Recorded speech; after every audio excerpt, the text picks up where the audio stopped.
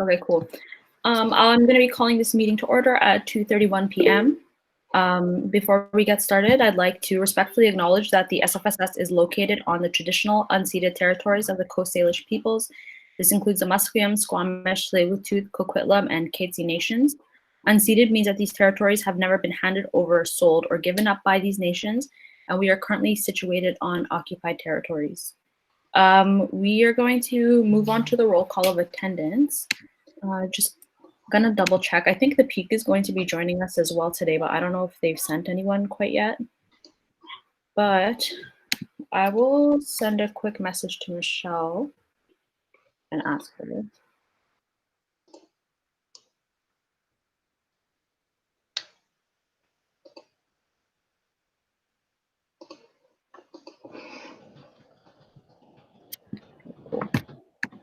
Well, in the meanwhile, we can go through the roll call of attendance. So I'll start, and what we can do is just state, when I call out whatever position you're occupying, give us your name, your pronouns, and your access needs. So your access needs are going to be anything that we can do to make this meeting more accessible to you, anything we can do to make you more comfortable, or anything that may come up over the course of the meeting. So your access needs can also be updated over the course of the meeting if necessary.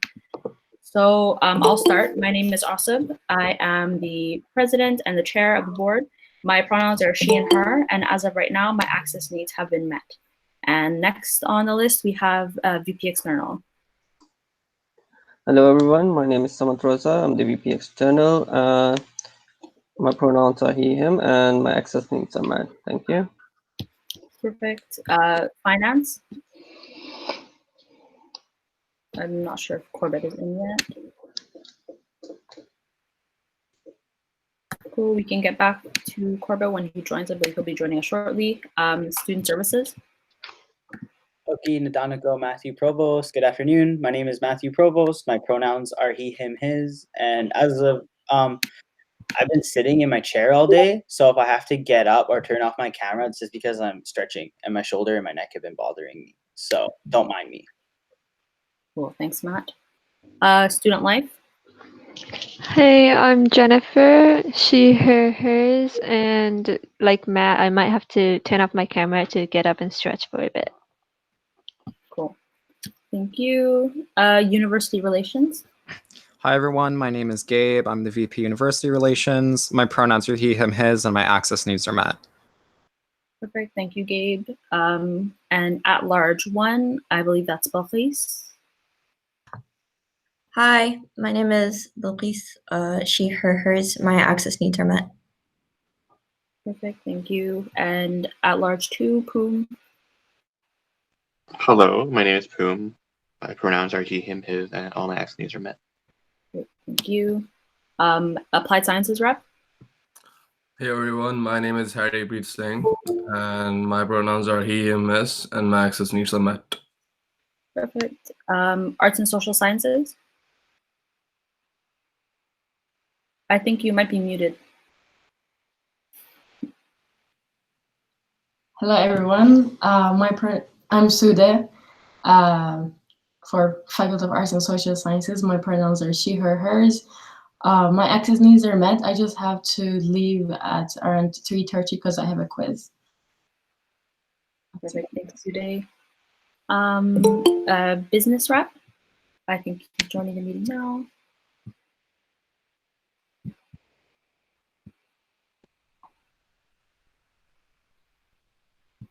Hey, Maytab, can you hear us? We're just doing roll call of attendance, and we're currently on business rep. I can. Perfect. If you want to just do your name, your pronouns, and your access needs. Yeah, Maytab, Gil, he, him, his, and my access needs. I'm using data right now because my Wi-Fi is kind of laggy, so I was wondering if I could call in, but I've never called into a Google Hangouts. Do you know how it works? Do you know what the number is? Yes, I think the number is found it here. 289949, right?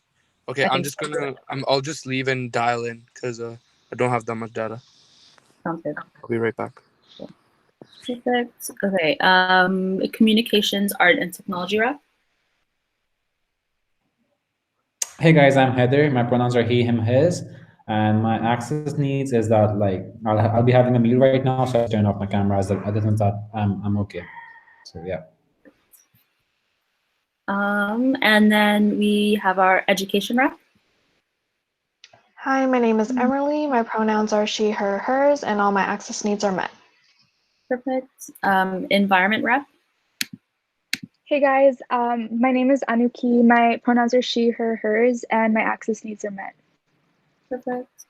Health sciences rep. Hi everyone, my name is Nafoni. My pronouns are she, her, hers, and all my access needs have been met. Perfect. And science rep. Hi, my name is Wei Chen, science rep, pronouns he, him, his, and my access needs are met.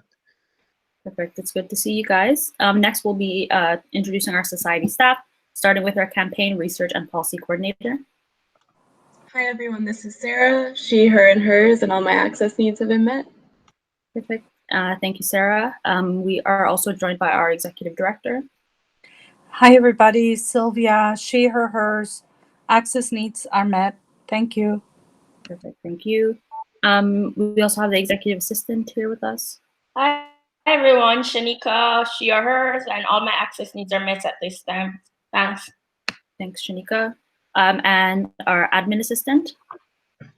Hi, I'm Kristen. I'm she, her, hers, and all my access needs are met.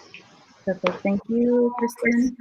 I think I see a couple of other people have joined us as well that aren't on the agenda. So I'll just call out your name, and if you want to do a quick introduction. So John.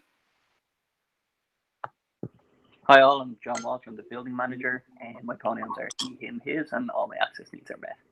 Thanks, John. Mark, if you'd like to go ahead. Yeah, hello everybody. I'm Mark. I'm the Build SFU general manager. Pronouns are he, him, and his, and my access needs are met. Perfect. And I think Shubhangi is also joining us. If you'd like to introduce yourself. Hi everyone, my name is Shubhangi. I'm the manager of administrative services. My pronouns are she, her, hers, and all my access needs are met. Perfect, thank you. I think that's all for society staff. We do also have a couple of guests joining us. I think the Peak is joining us as well. I'm not sure who it is right now, but if you'd like to introduce yourself, that would be great. Sorry, can everyone hear me? Yes. Hi, my name is Zach Siddiqui. I'm an editor at The Peak, and all my access needs are met. So yeah, I'm just here to just report on the meeting. Perfect. It's good to have you. And of course, feel free to, we do have a Q&A session at the end. So if you have any questions that you'd like to bring up, you're more than welcome to. Thank you so much. No worries, no worries. And thank you to everyone else who's joining us, any students who are, interested in the SFSS who are joining us. It's really good to see you all here. We'll move on to item 4, adoption of the agenda. So be it resolved to adopt the agenda as presented. Would anyone like to move? And please just unmute your mic and say your name if you would like to move. Nafoni. Nafoni moves. Is there a seconder? Matt. Matt seconds. All right, any discussion? I'd like to move to amend the agenda and add a discussion item around an open letter by the Disability and Neurodiversity Alliance. I believe Vivian or Anna from the DNA will be joining us later on during the discussion to talk a little bit about a letter that they're interested in having us help out with and potentially sign on to.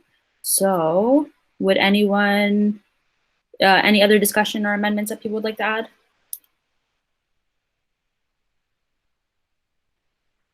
Okay, would anyone like to second the amendment? Samad. Samad seconds. All right. Any discussion on the amendment? No. All right. So be it resolved to adopt the agenda as amended. All those in favor, seeking unanimous consent. So if there is an issue, please just unmute your mic, and I will assume that you're dissenting or wanting to abstain. Seeing no issues, the motion is carried. Okay, so we'll move on to item 5. Approval of the minutes. So be it resolved to receive and file the following minutes. This is from the board meeting on April 29th. Would anyone like to move? Sude moves. Any seconder? Gabe. Gabe seconds. Any discussion? No discussion. All right, we'll move into the vote. All those in favor, seeking unanimous consent again. So if you do not, if you're not voting in favor, please just unmute your mic. I'm not seeing anything, so the motion is carried. We will move on to council minutes. So this is 5.2. Be it resolved to receive and file the following minutes from the council meeting on April 8th. Would anyone like to move this one? Corbett says he's here, but he's not sure people can hear him. Would anyone like to move this motion, please? Gabe moves. I I'll heard second. Gabe, so Gabe moves. Anyone seconding? Wei Chen. Okay, Wei Chen seconds. Perfect. Any discussion? Seeing none, we'll move to the vote. So be it resolved to receive and file the following minutes for the council meeting. All those in favor, seeking unanimous consent. If you would like to oppose or abstain, please unmute your mic. I do not see anything. So this motion is also carried. Perfect. So that is quick and out of the way, and we can move on to the new business. So the first one we have 6.1, appointment of a vice chair of the board. So be it resolved to appoint X as vice chair of the board of directors for the 2020-2021 board term. Be it further resolved that the vice chair of the board has the power to convene and chair a board meeting in the absence or at the discretion of the chair of the board, unless otherwise voted on by the board at a particular meeting. So for this one, we're going to have to do a vote to establish who the vice chair of the board is going to be. And I think for this particular motion, we'll do a vote. I think for subsequent motions, if somebody would like to speak to a motion, we can use the chat box as a speakers list. So if you'd like to be added to the speakers list, please do just type list. I'll type something out there as an example, and then we will each speak in turn. And that is essentially how that will go. So I will start this off by putting out a call for nominations for vice chair. Are there any nominations for vice chair? This is my first. I'll be calling for the nominations 3 different times. So this is my first call for nominations for vice chair.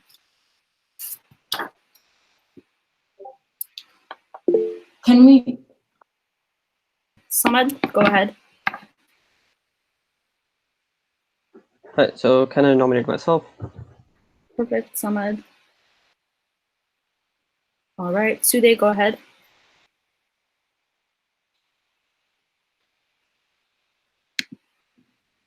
I nominate Gabe. Perfect, Gabe. Perfect. All right, I'm putting out my second call for nominations. Would anyone like to nominate themselves or someone else for vice chair? This is my third call for nominations. I will be closing nominations after this. Would anybody else like to nominate themselves for vice chair? All right, seeing none, nominations are closed. We have Samad and we have Gabe. So basically what we're going to do is I will give Samad.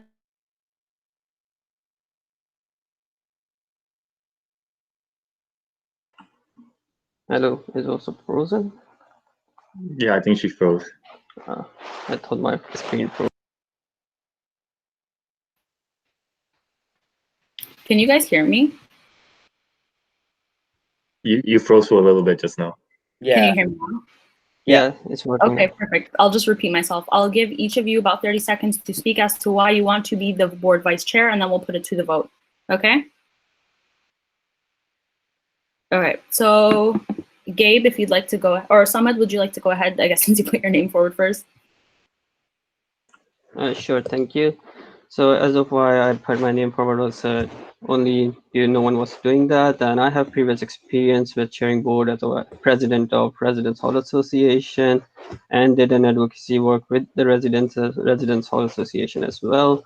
And after that, I have chaired many board meetings apart from associations and clubs and all the other private meetings as well. So I thought my experience is good enough for that. But if Gabe, I love Gabe as well, and I admire his work. So I don't really mind if he chairs it as well. All right, Gabe, go ahead. Hi, everyone. And Sude, thank you for nominating me for vice chair. I would like to be the vice chair of the board because I've had a lot of experience chairing meetings, not only at SFU, but within the SFSS. I was chair of council since January to about the end of April this year. And I've also been to essentially almost every board meeting of the last term, and I believe that I have a good handle on Robert's Rules of Order, in particular how this society uses it, and I feel like I have the ability to chair a board meeting should OSIB not, be able to carry out her duties. So hopefully, and same thing goes for you, Samad. I would definitely be happy with you being vice chair as well, should it go that way. And, either of us would do great at the job. Perfect. Thank you, guys. So what we're going to do now is essentially take a vote by show of hands, and then it'll be essentially just majority wins. And whoever wins, I will be amending the motion to include their name in place of X. So what we can do, since I don't think actually raising our hands in the camera is the most efficient way to do it, I'll call out a name. Please have your mics muted right now. I will be tallying up the number of people who voted based on whether their mic is unmuted. So essentially, unmuting your mic is akin to raising your hand right now.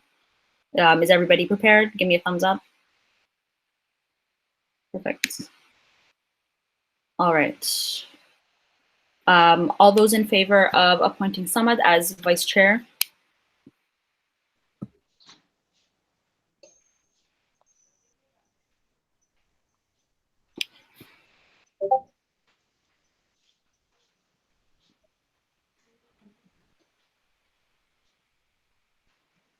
Okay, please leave your mics unmuted so I can double check.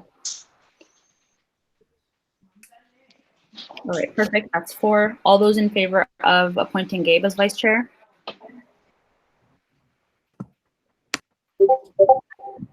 Sorry, can you vote for both? No. No. You get 1 vote. Okay, 1, 2, 3, 4, 5, 7. Okay. 7. Anyone who didn't vote, that is an abstention. And so Gabe wins that majority vote. So we can go back to the motion. So I move to amend the motion to read, be it resolved to appoint Gabliosis as vice chair of the board of directors for the 2020-2021 board term. Be it further resolved that the vice chair of the board have the power to convene and chair a board meeting in the absence or at the discretion of the chair of the board, unless otherwise voted on by the board at a particular meeting. Would anyone like to move that amendment? Face moves. Anyone like the second? Heather. Heather seconds. All right. All those in favor of the amendment, seeking unanimous consent as well. So please unmute your mic if you do not consent. I'm not seeing any unmuting, so the amendment is carried. So back to the main motion. Be it resolved to appoint Gabliosis as a vice chair of the board of directors for the 2020-2021 board term. Be it further resolved that the vice chair of the board has the power to convene and chair a board meeting in the absence or at the discretion of the chair of the board, unless otherwise voted on by the board at a particular meeting. All those in favor? Seeking unanimous consent, please unmute your mic if you do not consent. Seeing no dissent or abstentions, the motion is carried. Thank you, guys. So we are going to move on to item 6.2, appointment of a board liaison to council. So whereas the SFSS bylaw 4.4a designates the VP Student Life as the main liaison between the board of directors and council, be it resolved to appoint Jennifer Joe as board liaison to council for the 2020-2021 board term. Be it further resolved that the board liaison to council be tasked with compiling a brief summary of what occurs at all board meetings since the last council meeting, and that this report be delivered verbally to the council. Would anyone like to move? Samad. Samad moves. Seconder, please. Matt. Matt seconds. Any discussion on this item?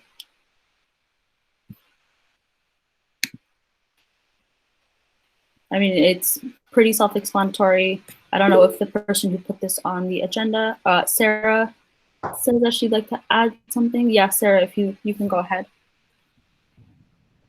Hi, everyone. I just wanted to add that I think it's a great idea to have a report. That's something that's been missing in the last few years. I'm just wondering why the VP Student Life has to be appointed because per the bylaws, they are the liaison and they have to act as a liaison per the bylaws between board, council, and all other student groups. Thank you, Sarah. I can touch on this a little bit. In my opinion, I think the actual tasking of somebody to do like summaries and stuff like that, even if it is already in the bylaw, it didn't really happen in previous years. I know it didn't happen last year, and to my understanding, it didn't happen the year before. So I think this is more symbolic than anything, and more so showing the board's commitment that we are going to be liaising between ourselves and council at a more, at a higher frequency and more effectively than we did in previous years. If anyone would like to add to that, please put your name down on the speakers list. Okay, Jennifer, you can go ahead.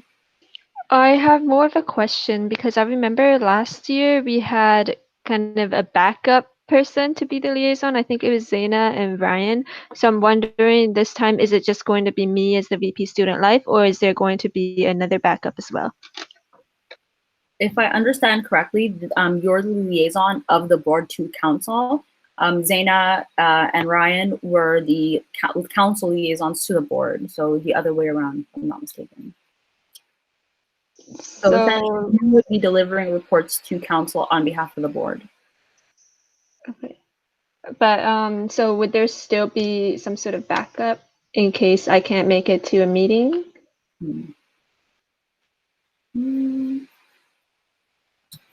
Usually the president would step in to fill that role. Otherwise, you could designate it to someone else. Okay, sounds good. Yeah, so in that case, if Jennifer, something comes up and you're unable to do so, then I can take that responsibility from you for the time being, but you would be the main liaison. Cool. Any more discussion on this item? Seeing none. Oh, Shanika, yeah, you can go ahead. I just want to clarify what Sarah was saying. So she's saying that the motion doesn't need to, she wants you to amend the motion actually, because we don't need to appoint Jennifer as the board liaison because that's already in our policy. So we're in agreement with the report, but that part that says be it resolved to appoint Jennifer, we don't need to do that because it's already stated in our bylaws. So is there an issue with passing this motion as is, just to clarify that yes, it is in the bylaws and this is how we're going to move forward? Is the amendment to appoint somebody different? I'm not sure I understand the amendment piece. Sarah, you want to clarify? I think it can stay in if the board is agreeable. We just wanted to clarify that that is the role of the VP. And we don't want to have people looking back, a year or two from now and potentially being confused about that. Last year, that didn't happen, and that was incorrect. So it's just, we're not changing anything this year. We're just doing it the way it's supposed to be done per the bylaws, if that makes sense. Okay, cool. Okay, so the concern is more so that this, you feel it's common practice and doesn't necessarily need a motion to be executed anyway. I agree. I think that is true. I also think, with with the whereas clause, it does kind of clarify that it is a necessity as per bylaw 4.4a. So if any board members would like to move an amendment or anything like that, now is your chance. Otherwise, we can continue the discussion and then move on to a vote. I'm seeing nothing. So again, with this, I feel like this is more a formality than anything, and just clarifying that this is going to be our intention through the year, and this is going to be a position that Jennifer is going to take up as per the bylaws and as per the motion that we're passing today. So be it resolved to appoint Jennifer Joe as board liaison to council for the 2020-21 board term. Be it further resolved that the board liaison to council be tasked with compiling a brief summary of what occurs at all board meetings since the last council meeting, and that this report be verbally delivered to council. All those in favor seeking unanimous consent, please unmute your mic if you would like to abstain or vote against. I'm not seeing anything, so this motion is carried. Perfect. So we will be moving on to item 6.3, amendment of committee terms of reference. So whereas the current terms of reference, TORs, for committee requires that they meet in person, whereas due to social distancing restrictions as set out by provincial health officers, committees are unable to meet in person. Be it resolved to amend each committee's term of reference to read, the committee shall meet in person or electronically as required and at the call of the chair. Would anyone like to move this motion? Please Corbett. just call out your name. Corbett, perfect. Would Gabe, anyone- Gabe, thank you. Any discussion? I think I was one who submitted this. It was mostly just to remind, I noticed in our TORs that all meetings had to be in person, and so that can't necessarily happen for now. So I just wanted to put this in as to give ourselves flexibility. Cool. I see Buckley's on the list. Buckley, do you want to go ahead? You said exactly what I was saying about the last motion, so I'm good. Thank you. Oh, was that for the previous one? Yeah, all good. I will monitor a little more closely. Cool. Would anyone else like to speak to this motion?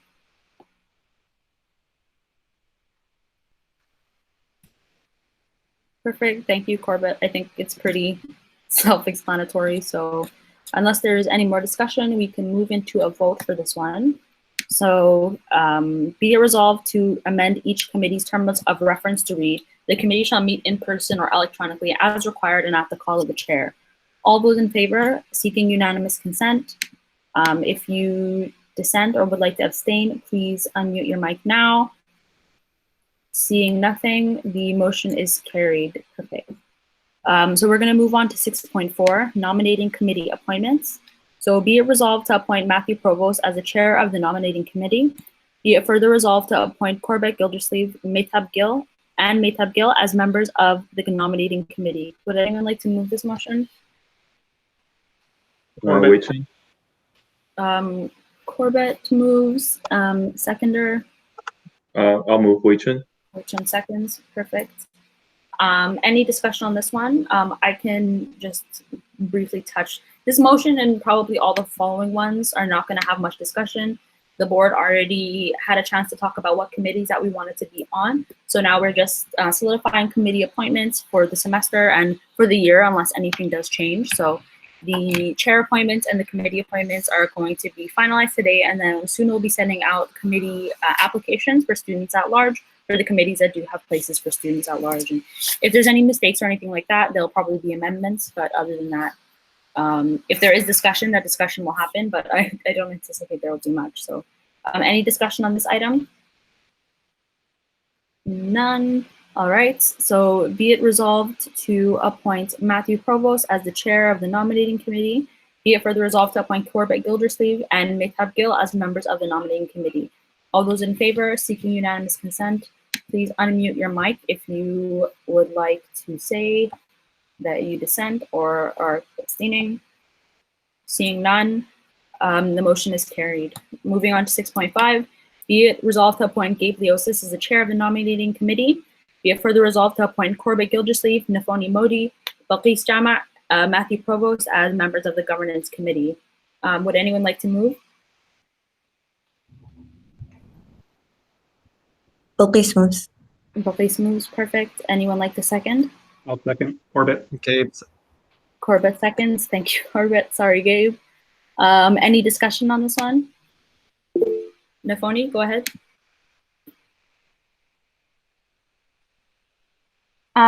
I would like to amend the motion to read, be it further resolved to appoint Corbett Gildersleeve, Balkis Jama, and Matthew Provost as members of the governance committee. Okay. So you'd just like to strike your name? Yes. Okay, perfect. Would anyone like to second that amendment? Gabe seconds. Gabe seconds, perfect. Any discussion? I think this was just an error, putting Nafoni's name down. Nafoni, if I'm correct, you didn't want to be on governance anyway, and we actually put your name down for a different committee, so all is well. This is just a quick amendment. So we'll put that to a vote to strike Nafoni's name from this motion. All those in favor, seeking unanimous consent, please unmute your mic if you dissent or would like to abstain. Seeing none. Yes, Sarah, Nafoni would still be on 2 other committees. Seeing none, the amendment is carried. So going back to the main motion. So it now reads, be it resolved to appoint Gabliosis as chair of governance committee. Be it further resolved to appoint Corbett Gildersleeve, Buckley and Matthew Provost as members of the governance committee. All those in favor, seeking unanimous consent, please unmute your mic if you do not consent or would like to abstain. Seeing nothing, the motion is carried. Perfect. So moving on to 6.6, Finance and Audit Committee appointments. Kristen, if you want to unmute and just tell us if all is well. I'm also recording the meeting and taking notes myself too. But Kristen, would you like us to slow down with the committee appointment motions? It's okay? Okay, perfect. And this meeting is also being recorded, so we can refer back to it as well. And if you would like me to slow down, please just let me know. Okay, perfect. So we are on motion 6.6, Finance and Audit Committee appointments. So be it resolved to amend the terms of reference under voting members to read up to 2 at-large members for the Finance and Audit Committee. Be it further resolved to appoint Corbett Gildersleeve as chair of the Finance and Audit Committee. Be it further resolved to appoint Harry Preet Singh, Mehtab Gill, Boom Luckid, and Jennifer Joe as members of the Finance and Audit Committee. Would anyone like to move? Corbett moves. Corbett moves, perfect. Would anyone like to second? Heather. Heather. Perfect. Any discussion on this point? Yeah, I can since I'm a mover.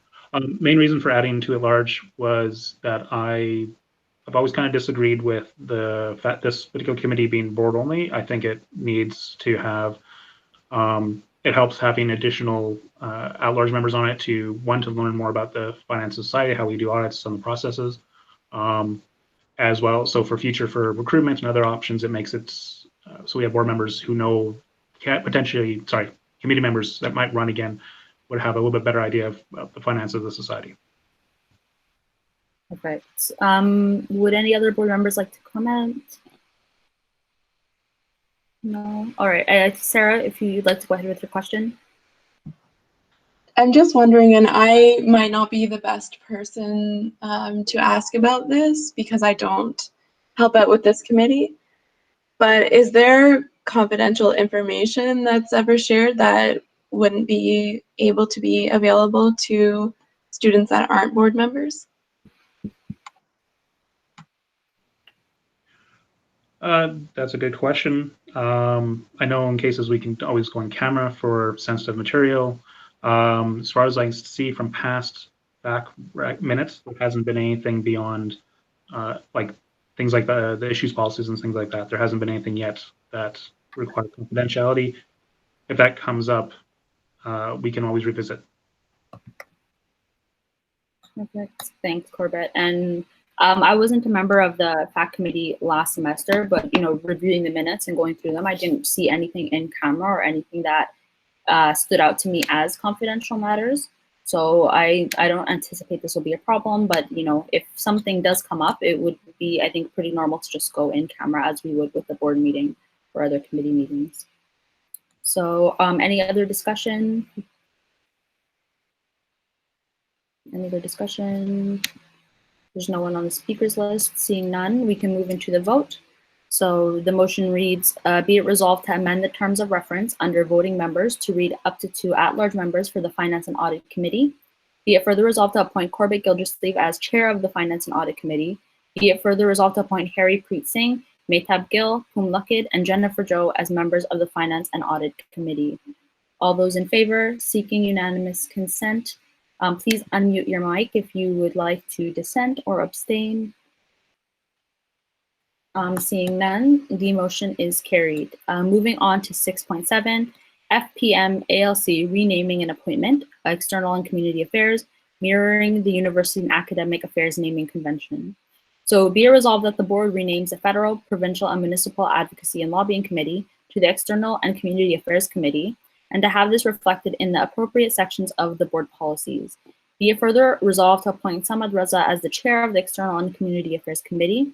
Be it further resolved to appoint Anuki Karuna Jiva, Wei Chung Kwa, Harry Preet Singh, Buckley Sharma, and Sude Guvendik as members of the External and Community Affairs Committee.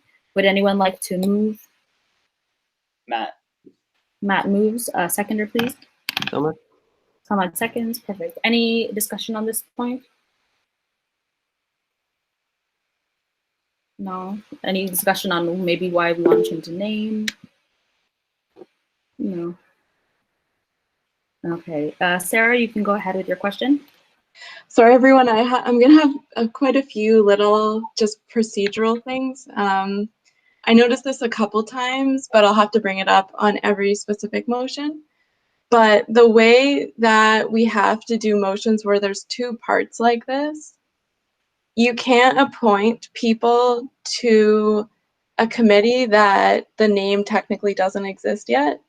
So if you had two separate motions, you would be able to do that. But since this is one, you haven't yet changed the name of the FPMALC to the External and Community Affairs Committee. So you would have to amend this to say, be it further resolved to appoint XXX to the FPMALC, and then you'd have to add after the change to External and Community Affairs in the be it further resolved, if that makes sense.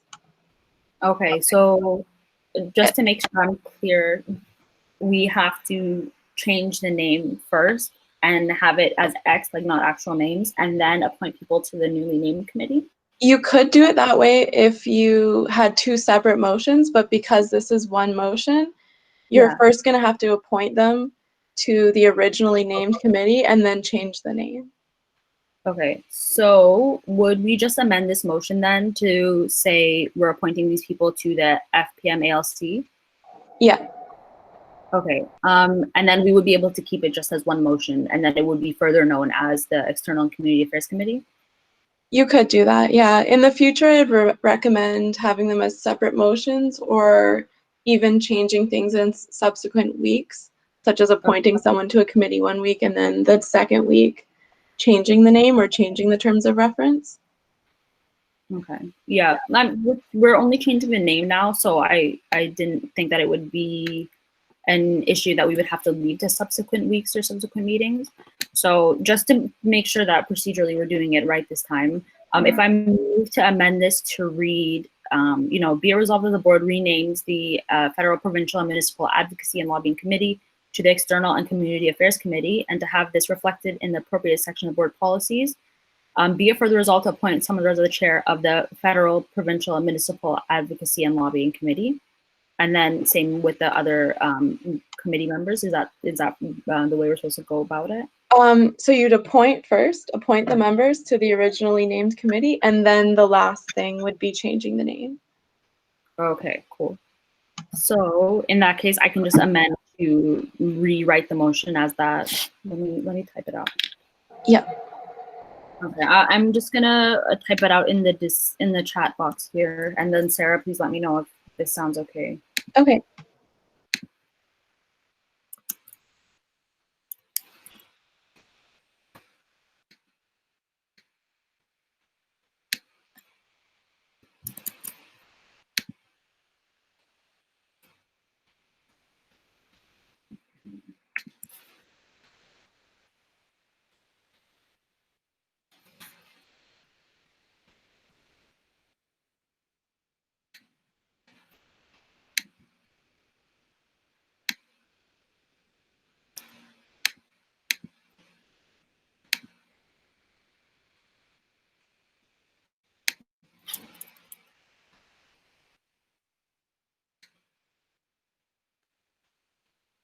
Okay, it will give me 2 minutes. Take a moment to take a stretch if you like.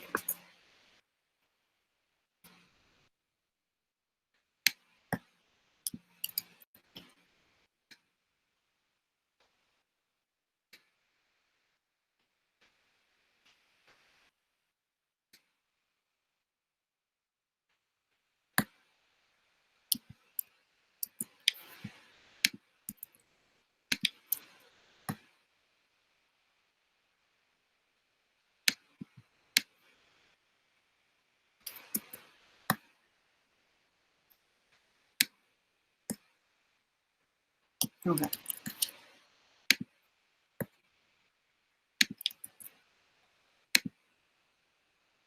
Okay, I've sent the updated motion in the chat box if everyone would like to take a look.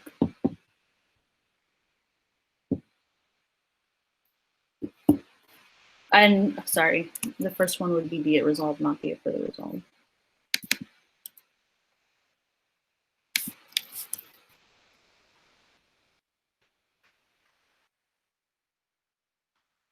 How does that look?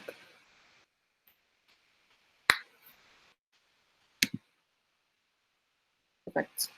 All right, so I move to amend the motion to read, be it resolved to appoint Samad Raza as the chair of the Federal, Provincial, and Municipal Advocacy and Lobbying Committee. Be it further resolved to appoint Anaki Karunajiva, Wei Chung Kwa, Harry P. Singh, Buckley Jama, and Suday Govendik as members of the Federal, Provincial, and Municipal Advocacy and Lobbying Committee.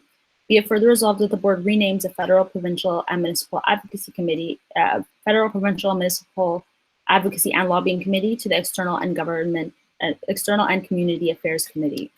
Would anyone like to second that amendment? I second it. Corbett. Perfect. Corbett seconds. Any discussion on this amendment? Seeing none, we'll go to a vote on the amendment. All those in favor, seeking unanimous.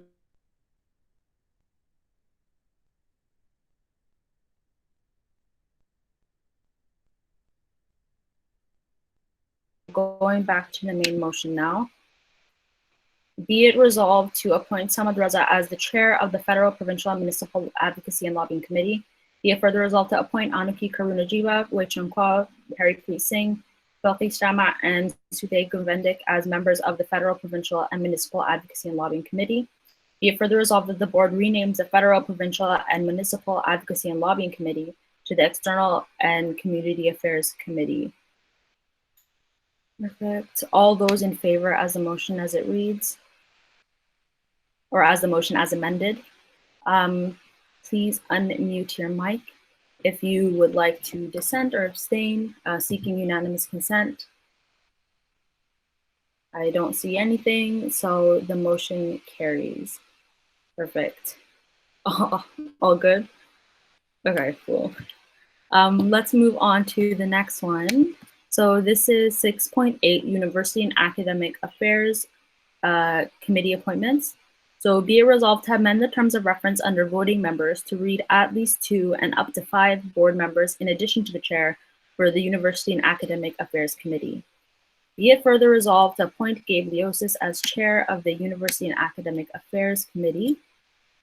Be it further resolved to appoint Samad Raza, Wei Chung Kwa, Nafoni Modi, Emerly Liu, and Anaki Karunajiva as members of the University and Academic Affairs Committee. Would anyone like to move this motion? Heather. Heather moves. Would anyone like to second? Gabe seconds. Gabe seconds. Thank you, Gabe. Any discussion on this matter? Okay, there is an issue with this motion as well. Okay, cool. I don't know if Gabe would like to touch on this as to why you wanted to change the term of reference, and then we can go into, because I can see where there may be an issue, but no, actually, Sarah, would you like to go ahead and let us know what the issue is so we can amend the motion first? Sure, if no other board members want to speak first, I don't mind. So this one is amending the terms of reference to add another seat, which is fine, but you're not able to appoint a person into that extra seat until after this motion's passed. So again, if this was done in 2 separate motions, it could work, but now I think the only solution would be to either have a friendly amendment to the entire agenda, which we need 2/3 majority, or we can postpone adding that last person till next meeting. There's another committee on here that I think maybe the next one or a couple down the line that is missing a person. So potentially what we could do is put one of the people that's on this committee into that committee and then just shuffle things around for the next meeting. But you're not able to have the 5 additional after the chair on this one, just 4. Okay, cool. So just so that I'm clear, we can't actually add that additional person until the motion has passed separately to the appointment? Exactly. So you can still pass the amendment and you can appoint the chair plus 4, but you would have to take one of those 5 people off the list. And I would just suggest to make sure that everybody is in at least 2 committees. So if you take a person off, you could place them in one of the other committees like Vancouver that currently doesn't have enough members. Okay, got it. So give me 1 second.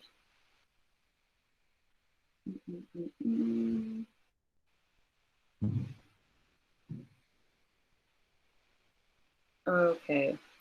It might be easy, and of course, like if anyone would like to add to this discussion, please put your name on the list, but it might be easy to do that and just remove 1 name for now and then pass it at the next meeting, unless that would, I don't know if Gabe, if you would like to touch on this, if you know the UAA committee will be meeting anytime soon. Otherwise, we can do the friendly amendment to the agenda as a whole. And the person can still attend, they just wouldn't be a voting member. That's what the events committee did last year. Yeah, I remember that as well. Any other discussion? Would anybody like to give us their 2 cents?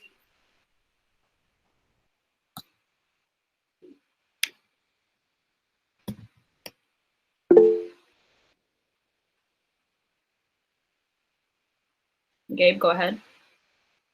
Thanks. So my plan was to call a UAA meeting.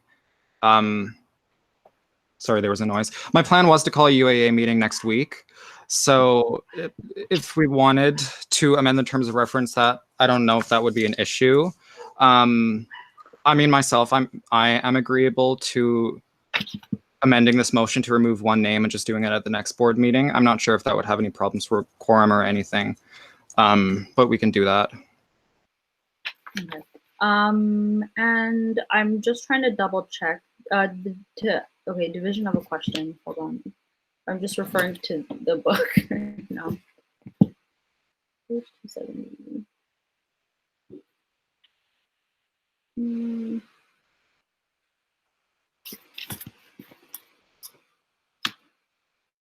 Okay. So we can divide the question into the 2 different parts.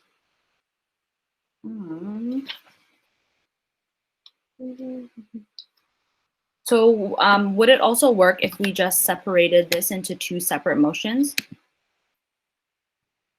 You could do that, but you'd have to move to amend the agenda and have a 2/3 majority. Okay, cool. All right. In that case, I would like to move to amend the agenda to add a separate motion that reads, be it resolved to appoint, be it resolved to appoint Samad Raza, Wei Chun Kwa, Nafoni Modi, Emily Liu, and Anuki Karunajia as members of the University Academic Affairs Committee. And that, I guess, would be motion 6.20. Would anyone like to second that?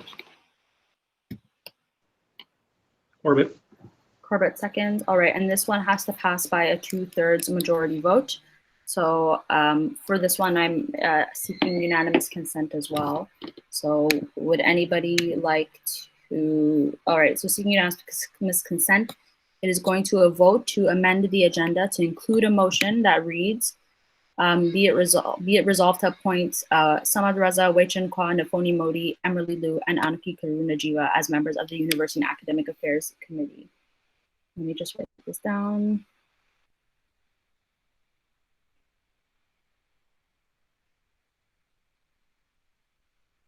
Okay, perfect.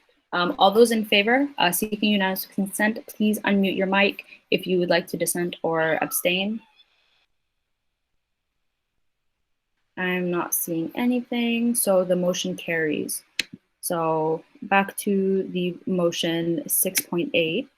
So now for this one, I'd like to move to strike, be it further resolved to appoint Samad Reza, Wei Chun Kwa, Nafoni Modi, Emily Liu, and Anuki Karunajiwa as members of the University and Academic Affairs Committee. Would anyone like to move that amendment? Or second that amendment? Sorry. Corbett. Corbett seconds. Thank you, Corbett. Perfect. So now a vote on the amendment to strike that last be it further resolved clause. I am seeking unanimous consent as well, so please unmute your mic. So all those in favor, unmute if you dissent or you would like to abstain.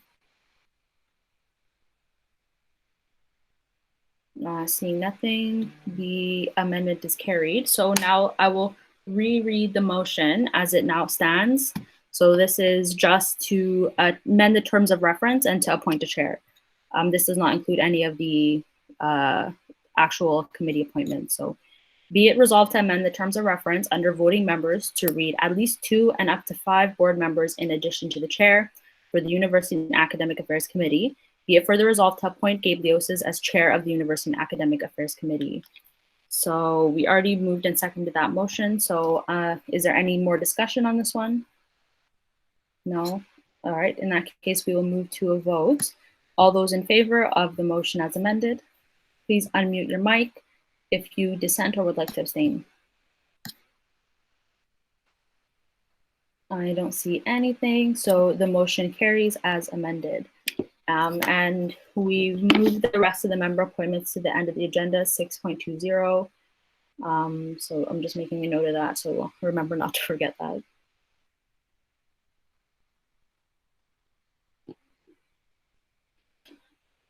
Perfect. All right, so now we are on motion 6.9, events committee appointments.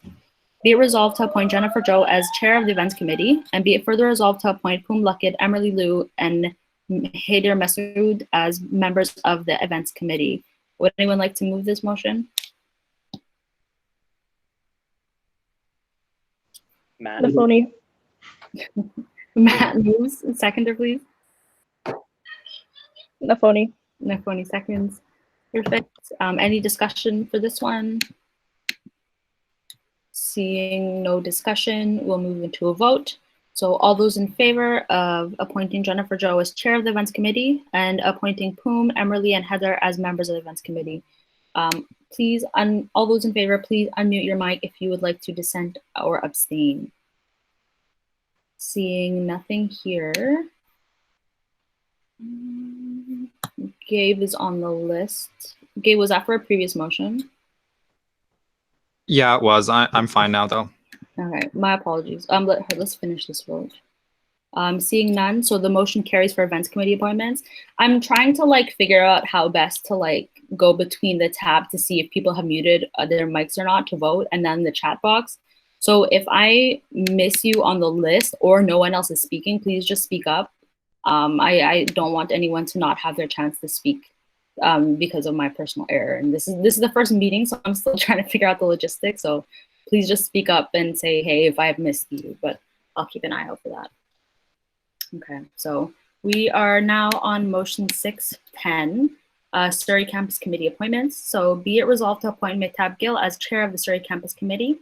Be it further resolved to appoint Harry Preet Singh, Jennifer Joe, and Nafoni Modi as members of the Surrey Campus Committee.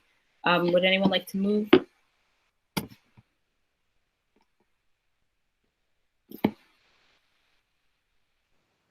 Nafoni. Nafoni moves, thank you. Would anyone like to second the motion? Corbett. Heather. Corbett seconds, perfect. Any discussion on this one? No, seeing none. We'll move on to the vote. So be it resolved to appoint Mehtab Gill as chair of the Surrey Campus Committee. Be it further resolved to appoint Harry Preet Singh, Jennifer Joe, and Nafoni Modi as members of the Surrey Campus Committee. All those in favor seeking unanimous consent, please unmute your mics if you would like to dissent or abstain. Seeing none, the motion is carried unanimously. Thank you. We can move on to motion 6.11, Vancouver Campus Committee appointments. So be it resolved to appoint Heather Masood as chair of the Vancouver Campus Committee, and be it further resolved to appoint Matthew Provost as a member of the Vancouver Campus Committee. Would anyone like to move this motion? Gabe moves. Thank you, Gabe. Gabe moves. Seconder, please.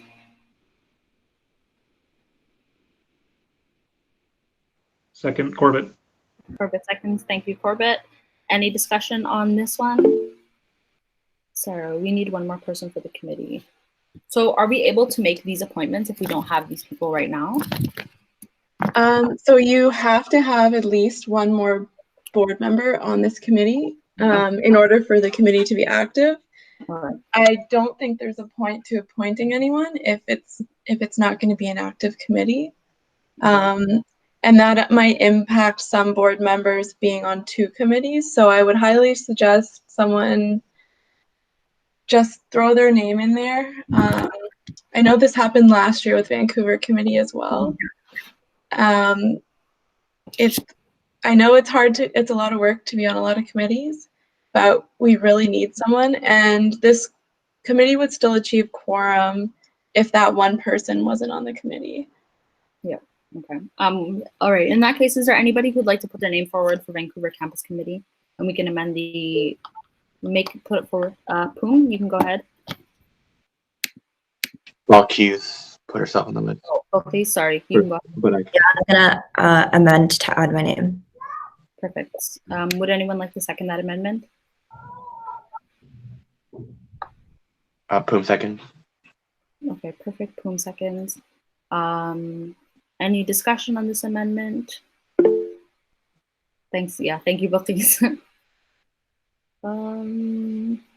Seeing no discussion, we can vote on that. So,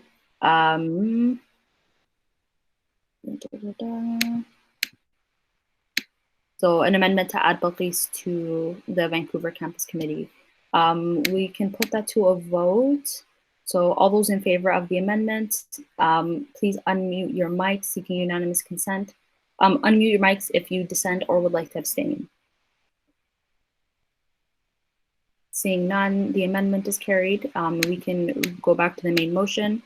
So the motion now reads, be it resolved to appoint Heather Masoud as chair of the Vancouver Campus Committee, be it further resolved to appoint Matthew Provost and Buckley Jama as members of the Vancouver Campus Committee. All those in favor of the motion as amended, seeking unanimous consent, please unmute your mics if you would like to abstain or dissent. I don't see anything on here. So the motion is carried. Perfect. So yes, the Vancouver Campus Committee lives on. All right. So we can move on to motion 6.12. We're going through this fairly quickly. I don't know if people want to take a quick break, a 5-minute break, and come back to it.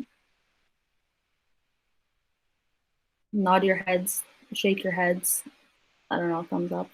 Take a 5-minute break. Okay, cool. I would also like a 5-minute break. So it's 3:29. We can make it 6 minutes to make it even. So if everybody could be back at 3:35, that would be much appreciated. And we will get back started at 3:35.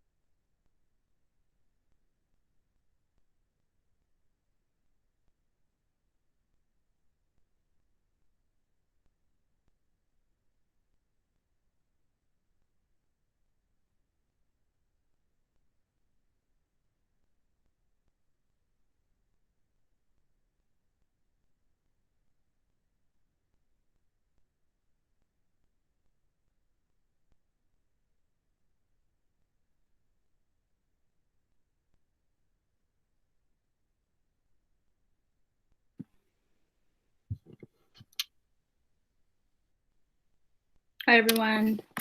It is 3:35, so I think we are going to be getting back into it. I'll give people a couple of seconds to rejoin the meeting.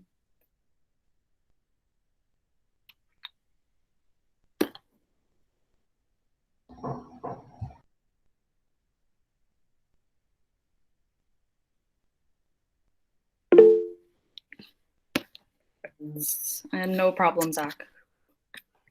All right, so we'll move on to motion 6.12, Accessibility Fund Committee appointments. So be resolved to amend the terms of reference for the Accessibility Fund Committee under voting members to read VP Student Services, Chair, or another director as designated by the board, or on recommendation of the committee, another member of the committee. Be it further resolved to amend the terms of reference to include a selection category to read the selection of student at-large members for this committee shall be prioritized to students with lived experience. Be it further resolved to change the name of the committee from Accessibility Fund Advisory Committee to Accessibility Advisory Committee. Be it further resolved to appoint Jennifer Joe as chair of the Accessibility Fund Advisory Committee. Be it further resolved to appoint Matthew Provost, Anaki Karunajiva, Emily Liu, and Pum Luckett as members of the Accessibility Fund Advisory Committee. Would anyone like to move?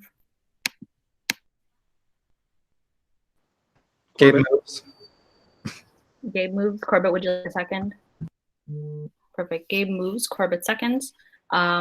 Any discussion? I'm assuming we need to, yeah, Jennifer's asking, do we need to change this motion as well because of the name? So just for clarification, what we can do is move the renaming, just amend to move the renaming part to the bottom. Do any board members want to speak to this motion before we get into that, or speak to the potential amendments? Okay, Sarah has a question. Yeah, Sarah, you can go ahead. Maybe the board can speak to this before I share my comments and see if they're addressed. Cool. And would anyone like to speak to this motion? I can speak to some of it.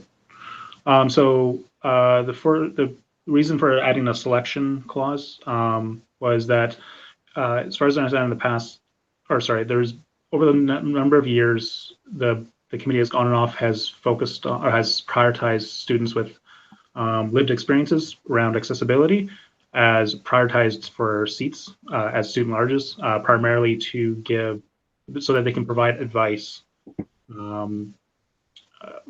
to any potential grant motions and anything else the committee was handling, primarily because the Accessibility Fund is very much kind of has a special purpose, and just having only abled students on it doesn't always result in the best, doesn't always create the best results. And so I thought it'd be better to formalize or codify this requirement into the terms of reference for future boards, for ourselves and future boards. Perfect. Would any other board members like to speak to this motion?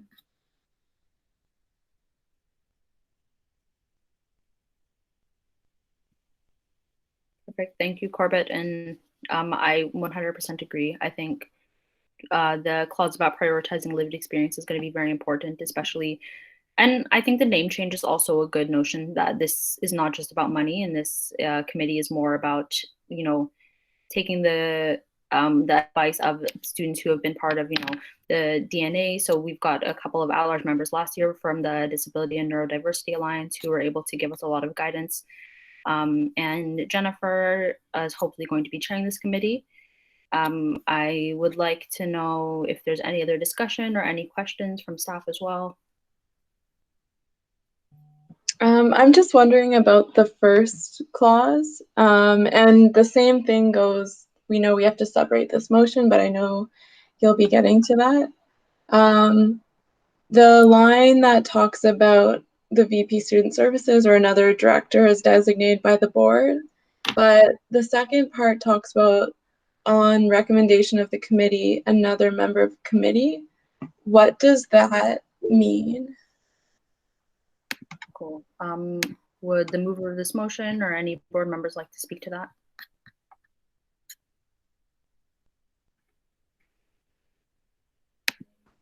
I can speak to that also. Or Okay. Corbett actually go, he probably can. Actually, sure, the way I understand it is sorry, just giving the committee flexibility on selecting a chair, a different chair, and even if that chair is not a board member. I'm assuming this is for flexibility in case something happens and the meeting needs to happen, but the relevant board chair is not available. Perfect. Thank you, Corbett. Gabe, did you want to add yourself to the list as well? Sure. I guess also in the spirit of selecting students at large, prioritizing lived experiences, it does also give the committee flexibility to choose a chair who has lived experience and not just restricting it to board members who might not have that same lived experience. Perfect. Thank you, Gabe. Any more discussion from board members? I think Sylvia has a question. Sylvia, would you like to go ahead? Yes, I have a question that may sound bizarre, but if, let's say I'm one of those students who has a disability and I want to join the committee, but I do not want to self-disclose, how would we ensure that we are mitigating for risk of someone saying that we are discriminating against them? So your question is about students who do not want to disclose that they have a disability and that it might be seen as discrimination? Because if I say I want to join the committee, I have my own reasons. I could say I'm an ally, and you say, well, we're prioritizing individuals who have a disability, but I don't want to disclose that. How would you handle if somebody said you're discriminating against those of us who do not want to disclose or do not have a disability? I just want you to think about these things because they do pop up.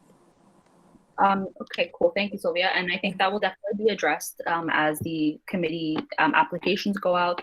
When we put it out to students, I think maybe Jennifer might have some ideas that Jennifer is commenting that it could be decided on a case-by-case basis. And I think a lot of it is about self-disclosure as well. So if a student is comfortable in doing so, they can do so, but I don't really see it as discrimination by going outright and saying we're prioritizing having students who are disabled on this committee. I think that actually is kind of the opposite of discriminating, and it actually shows that we are committing to, we're nothing about us without us, I think is the way a lot of people look at it. And it may need a little bit more scrutiny, and somebody like the chair of the committee can definitely help guide that along, looking at applications on a case-by-case basis, talking to people and making sure that's done in a good way. But Sylvia, thank you for the comment. I think that'll be some food for thought in the coming weeks. Perfect. Sarah, a comment as well. Yeah, I think I'm still concerned about the chair not being a board member in terms of calling it at the beginning of the year. Committee members reset every year. Even if they'd like to continue on into a new board year, they do have to reapply. So I don't know if I would change it personally to being a board committee member instead of just a committee member.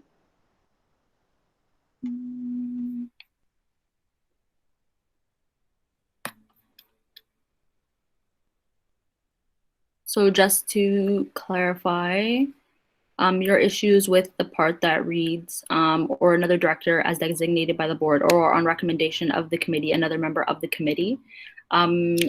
Is there any specific issue around having a non-board member as a committee chair? So calling the meetings, if they're not already appointed on the committee, wouldn't be possible. So you'd have to have a member to call that first meeting. Okay, so there would just have to be a board member to call the first meeting and then appoint that person as chair. May I jump in? It usually takes a little while to hire, but first couple of meetings probably, yeah. Cool. Corbett, would you like to go ahead? Yeah, just from a logic perspective, if I understand right, the committee wouldn't be able to recommend anyone else for the start of the committee anyways, from a board year perspective. This is more for like if it's in the middle of the year and something happens and they want to recommend, we wouldn't literally be able to appoint a non-board member to start the first meeting or two. It wouldn't physically happen. Yeah, I think the co-chair idea that Sylvia's suggesting would be a good idea to mitigate confusion in the future. It's good to be future thinking when you write policies and think of any problems that could occur. Okay, cool. Any discussion on that point? So if we were to want to do this as a co-chair, somebody would have to move to make that amendment, and it would have to be seconded as well.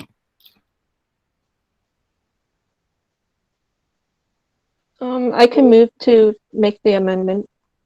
Okay, perfect. It's Jennifer speaking. Yes, Jen, thanks. So what would you like to, what is the amendment that you're proposing? To have a co-chair, and that basically would mean that one of the chairs would have to be a board member and the other one can either be a board member or any committee member, right? I think because the issue brought up was that having a non-board member as the chair was the issue. So I suppose that you can if you'd like. So Jen, are you moving to make that amendment? Yeah. Is it possible to do it in the same motion? Yeah, would you like to separate the two motions first and then go back to that? Sure. So separate the motion in, well, do we really need to separate the motion if we just move the renaming part to the end of the motion like we did with the external committee? Yep, you can do that too.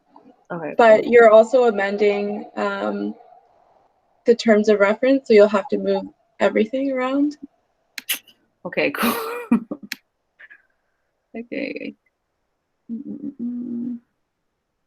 Sorry, let me give this another. Let me read the motion as it stands one more time. So be it resolved to amend the terms of reference for the accessibility fund. Sorry to interrupt. Also, it looks like it already says accessibility fund advisory committee. So that's correct. Okay, so we don't have to change that. No, you don't have to change that part of it. You just have to move the be it further resolved to change the name to below that section. Okay. I have a question or discussion more. I was just wondering, is there actually a limit for chairs to be board members? And yeah, I'm just asking because the thing is the chair would be on recommendation of the committee. So I don't see the need for there to be co-chairs, and I don't see the need for us to change the motion unless it's by policy restricted to board member from being a chair. So I guess Sarah, could you speak to that, please? By policy, no. It doesn't have to be a board member, but we have to have more board members than committee members, at-large members on the committees. So for chair, it doesn't have to be a board member. And it could be anyone that the committee recommends by policy. Yes, I'm just recommending not to do that because it's not a good practice. So just for clarification, of course, we know we wouldn't be able to appoint a non-committee member for the first meeting anyway, because we still have to put out committee appointments. So the motion reads to appoint student services as chair or another director as designated by the board, which we could potentially do in the future. And then we can leave it up to the discretion of the committee, whether they want to appoint another member of the committee or at a future meeting, even if they want to bring up a motion to have a co-chair.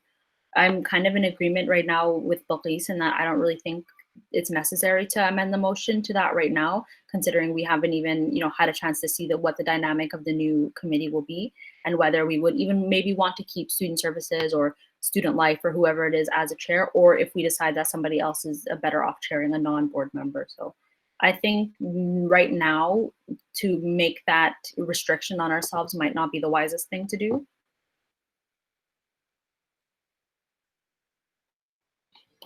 List. Yeah, go ahead, please.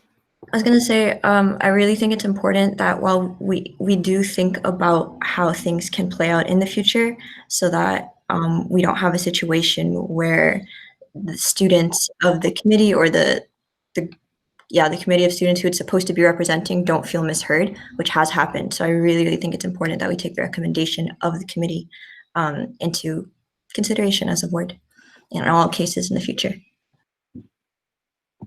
That's why I don't see the need for us to amend to have co-chairs. I think the motion as it stands is fine. Okay, thanks, Buckley. Anyone else, any other board members would like to speak to this motion? Jennifer, are you still moving to amend the motion or not? No, that's okay. I'm just a little confused now. So is it still, are we still splitting up the motions into one for appointments and one for just all these terms of reference things? It doesn't, to me, look like there was really a need to do that because the terms of reference don't really have anything to do with what the appointments are, because the terms of reference already read, I believe, that you can appoint either student services or another board member, and we're choosing to appoint another board member now. And the only different thing is that we're amending the selection categories. So I don't know if we necessarily need to make an amendment to this motion. You just have to rearrange the order to name, right? have the committee appointments. So have the committee appointments and then have the name change afterwards is what you're saying? Yeah. Okay. All right. All right. Unless there's any more discussion, I would like to move the clause around be it further resolved to change the name of the committee to the end. So be it further resolved to change the name of the committee from Accessibility Fund Advisory Committee to Accessibility Advisory Committee to after be it further resolved to appoint Matthew Provost, Anarchy, Emerly, and Poom as members. I've written it up. I'm gonna send it out in the chat box as well so people can follow along because I know all these amendments can get a little bit confusing.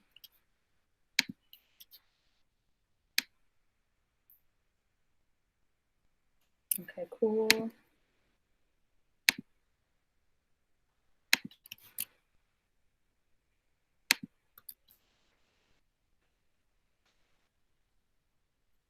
Sorry, it's cutting part of it off.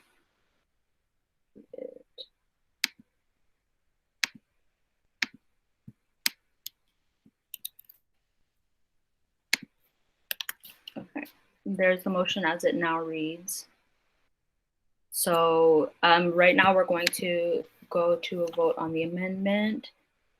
I moved. Would somebody like to second the amendment to rearrange the motion to just include the name at the renaming to the bottom? Would somebody like to second that, please? I'll second it. Corbett seconds. Perfect. Any discussion on the amendment? Seeing no discussion, we'll put it to a vote, seeking unanimous consent again with this one. Please unmute your mics if you would like to dissent or you would like to abstain from this vote. Seeing none, the motion is carried unanimously. So now we'll go back to the main motion and I'll just reread it for clarity. So be it resolved to amend the terms of reference for the Accessibility Fund Advisory Committee under voting members to read VP Student Services, Chair, or other director as designated by the board or on recommendation of the committee, another member of the committee. Be it further resolved to amend the terms of reference to include a selection category to read the selection of student at-large members for this committee shall be prioritized to students with lived experiences. Be it further resolved to appoint Matthew Provost, Anuki Karunajiva, Emerly Liu, and Poom Luckett as members of the Accessibility Fund Advisory Committee. Be it further resolved to change the name of the committee from the Accessibility Fund Advisory Committee to Accessibility Advisory Committee. Be it further resolved to appoint Jennifer Joe as chair of the Accessibility Fund Advisory Committee. Perfect. And any discussion on that? No, we already moved and seconded the motion, so now we will put it to a vote. So all those in favor of the motion as amended, seeking unanimous consent, if you would like to dissent or you would like to abstain, please unmute your mic now. Seeing no dissents or abstentions, the motion carries unanimously. Perfect. So now we are on 6.13, first year engagement committee establishment and appointments. So be it resolved that the board establish and appoint the attached terms of reference for the first year engagement committee as part of the SFSS board policies. Be it further resolved to appoint Suday Guvendik as chair of the first year engagement committee. Be it further resolved to appoint Gabliosis, Buckley, and Heather Masood as members of the first year engagement committee. Would somebody like to move this motion? I'll move. Buckley's. Perfect. Would somebody like to second? Wei Chen, second. Wei Chen seconds, perfect. Any discussion on this one? Cool. So Sarah's saying it needs to be amended as well, but before we get to that, if the mover of this motion would like to talk a little bit about this, it is the establishment of a new committee potentially, so I think this one should probably have a bit of discussion around it as well. Sure. So I think it's important that we have a first year engagement committee because a lot of the tone of a lot of first year sets the tone for a lot of things, and it's important that we take into consideration that there's also a pandemic happening. I mean, pandemic or not, it's important that we engage first year students because this is where there's a lot of energy and excitement coming into university. So important to let first year students know what's available to them and how to get involved and what resources are available, and really put in that extra energy and effort, because one thing we've seen is a lack of just information amongst first years. So I think a committee designated to that would really be helpful, especially with first year members appointed. Just again, going back to lived experience, like they know what they want, so and what they need and what kind of information they need. So I think that would be a handy committee to have for our work as a student society. Thanks, please. Anybody else?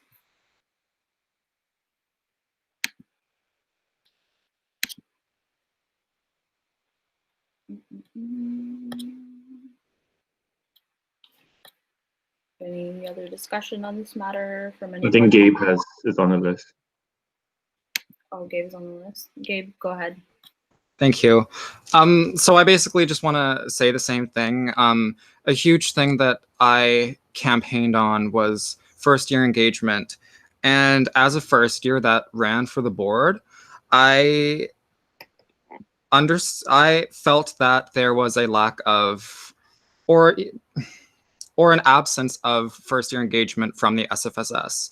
And as Balkis so greatly said, your first year at university really does set the tone for the rest of your university experience. So if we can find ways as the student society to engage or to give more attention to engaging our first years so that we build a stronger community at SFU. And I do think that in and amongst this pandemic, and with regard to the recent announcement that fall is going to be online, it's going to be hard for a lot of our first year students who are coming in this fall.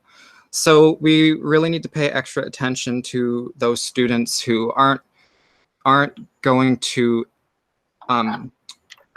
experience that same university first semester experience. So I am speaking in favor of this motion, and I really hope that it passes. Thank you, Gabe. Much appreciated. Seeing no one else on the list, and again, if you put list down, also call out list. Maybe that might be a better way to go about it. Just say list rather than type it out, and I'll add you to the speaking list in my notebook. Sarah has a comment that this needs to be amended. Sarah, what is your suggested amendment? Yeah, again, you can't appoint members to a committee that doesn't exist yet. Okay. So this would have to be separated out. Okay. I also have a concern with the terms of reference. There's more non-board members on this proposed committee than there are board members, which isn't allowed by our policies. So that would have to be changed. I would suggest this should be committed to governance committee so it can be properly reviewed by both staff and the governance committee. Where in the board policies does it say that there aren't allowed to be more board members than committee at larges or students at large? It's under the board committee's policy. Okay. And it's also per the Societies Act not appropriate to have the financial decisions being decided not by the board. And when you have more non-board members on a committee, that's essentially what's happening. Because those committees make budgetary decisions. They're not just recommendations.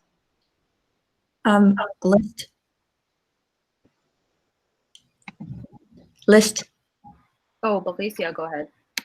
Question. I thought committees can't actually move any motions for regarding financial stuff. Financial motions. So that has to be taken. Committees can pass money.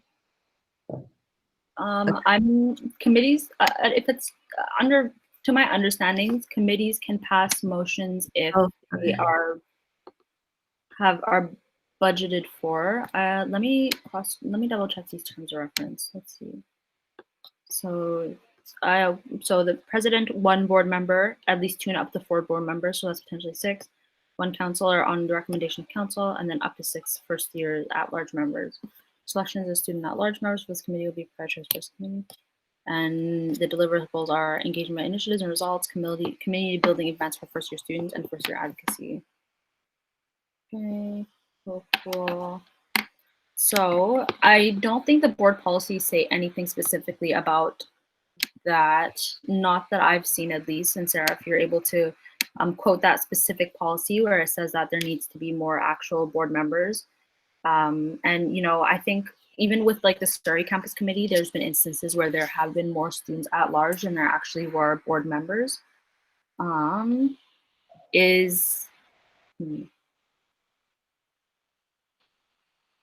Yeah, so There's never been another committee with more at-large than board. There may have been unofficial members, but they weren't voting members.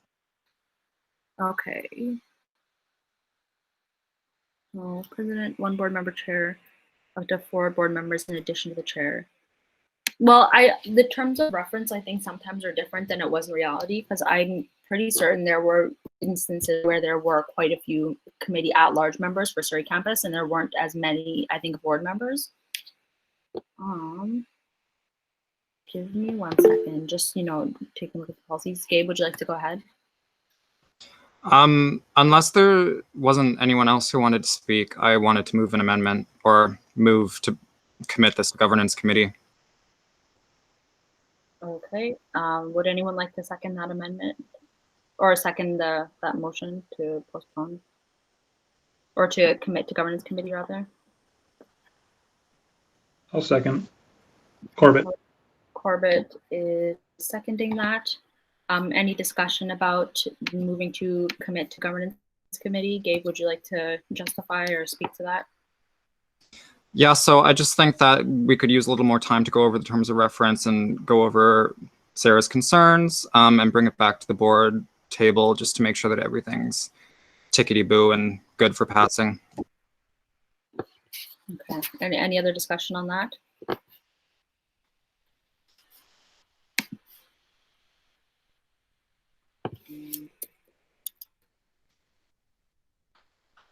All right, so this question is being referred to the committee. We had a mover and a seconder, so we are going to put that to a vote now.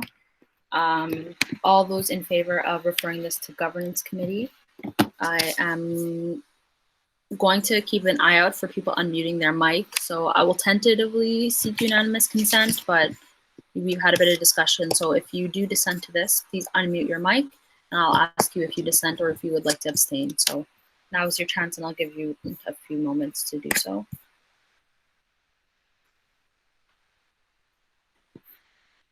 All right, so that carries unanimously. So this motion has now been committed to governance committee.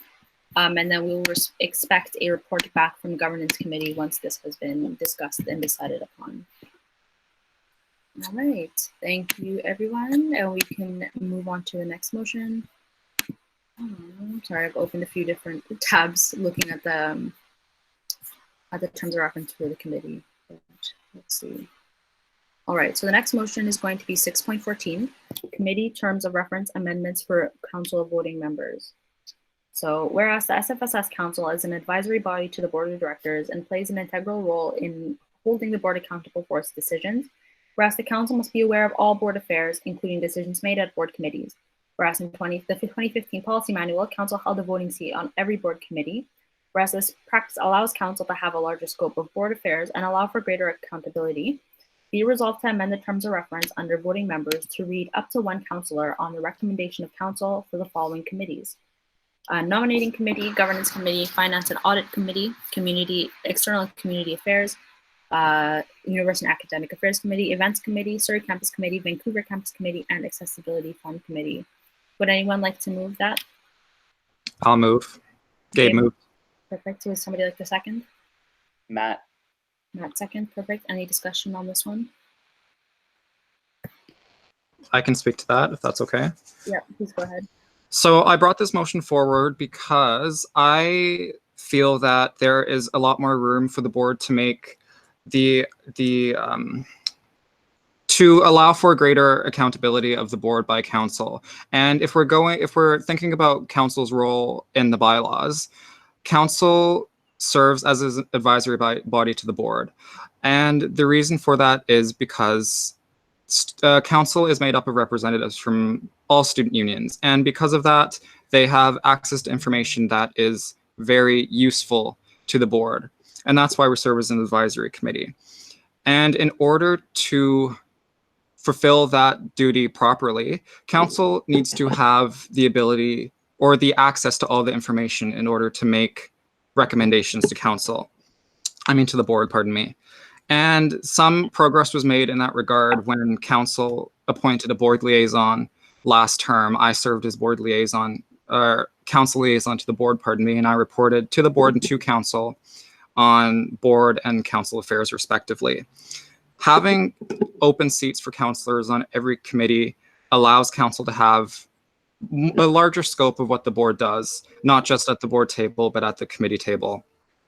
And that information can be brought back to council in the form of reports, and overall just allows for greater transparency and accountability of the board. Thank you, Gabe. Perfect. Any more discussion from board members who would like to speak to this?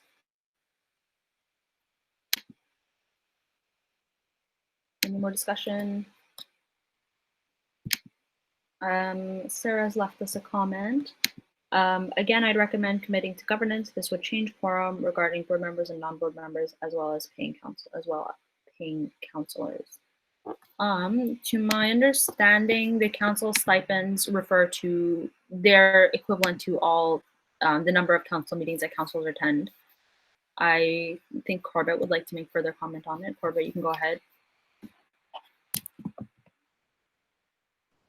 The way I interpreted this motion was not so much adding another seat, but rather just more like a prioritizing. Like if someone from council wanted to sit on a committee, we could give them a seat over a regular student large because we have multiple student large seats. That's the way I understood it. Oh shit, sorry, it looks like I misread it.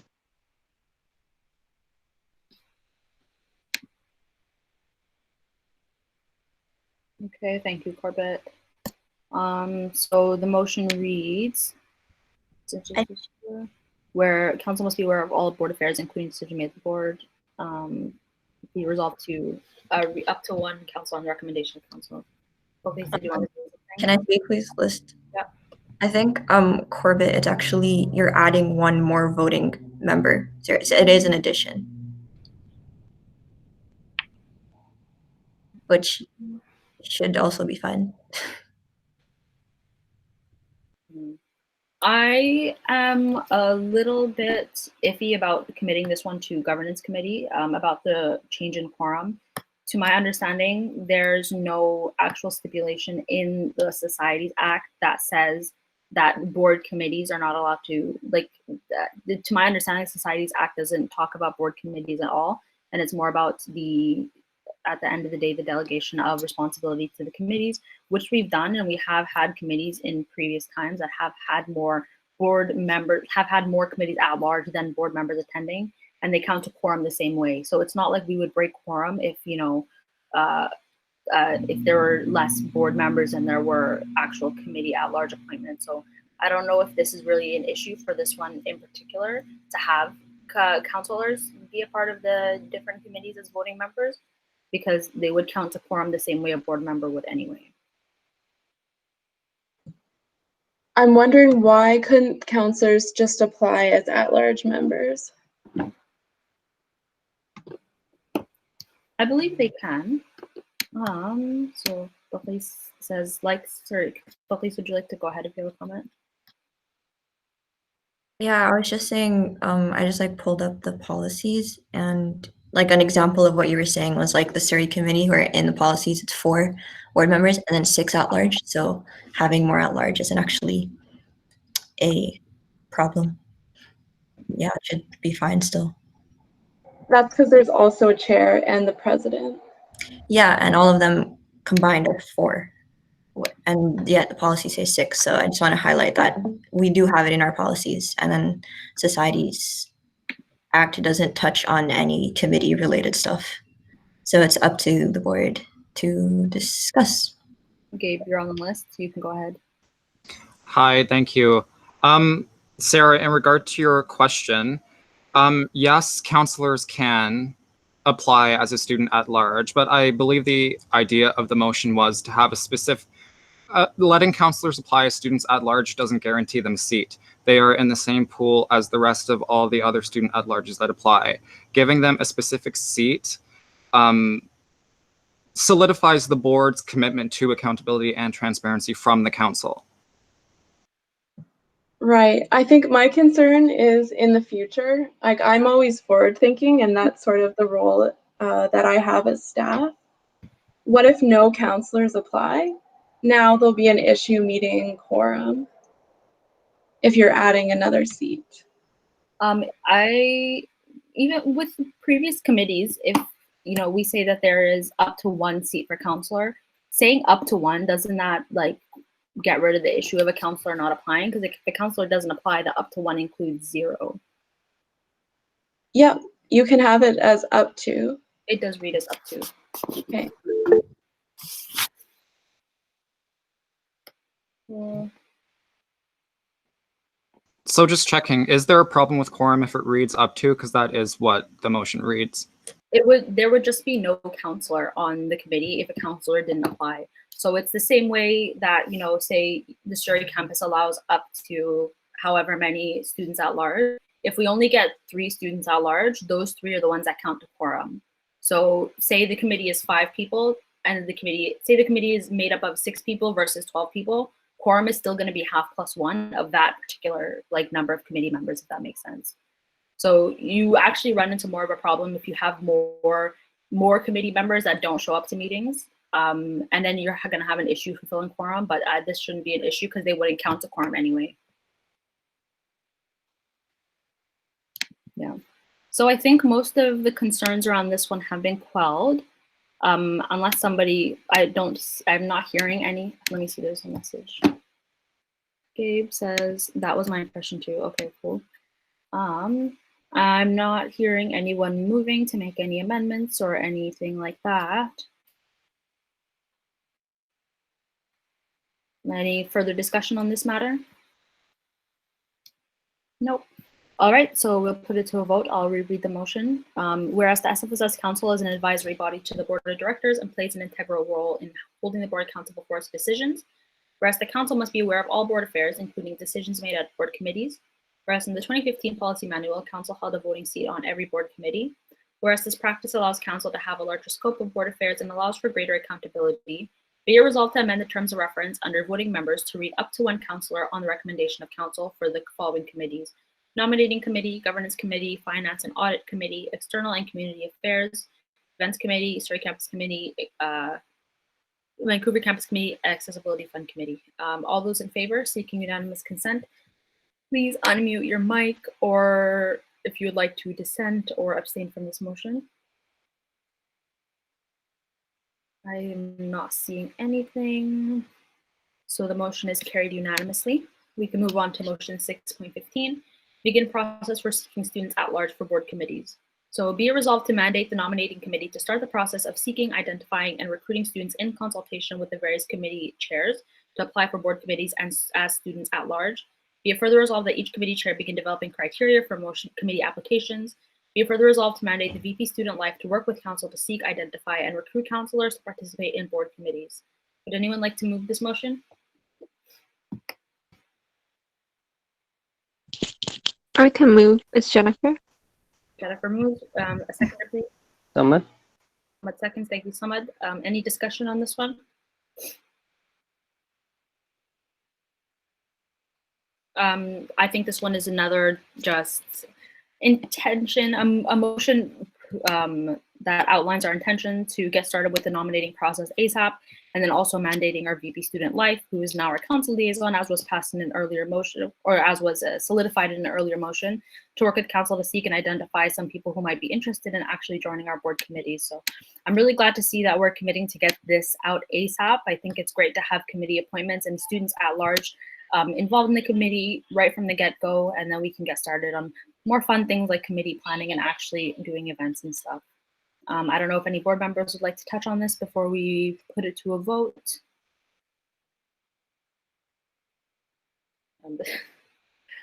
Seeing no discussion, we can put this to a vote.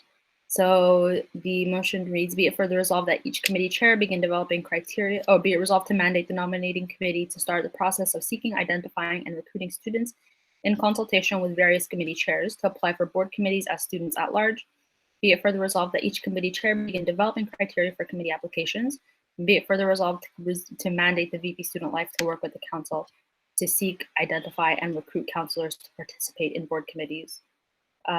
So all those in favor, seeking unanimous consent once again, please unmute your mic if you would like to dissent or if you would like to abstain from this motion. Seeing none, this motion carries unanimously. So moving on to 6.16, appointing a staff liaison officer. Whereas Article 3.3, page 4 of the collective agreement requires that the board appoint a member of the board to be the staff liaison officer, whereas bylaw 4.1e requires the president to ensure compliance with an enforcement of all relevant collective agreements, employment contracts, and staff relations policies. Be resolved to appoint Asma Mohammed president as the staff liaison officer for the 2020-2021 board term. Would anyone like to move this?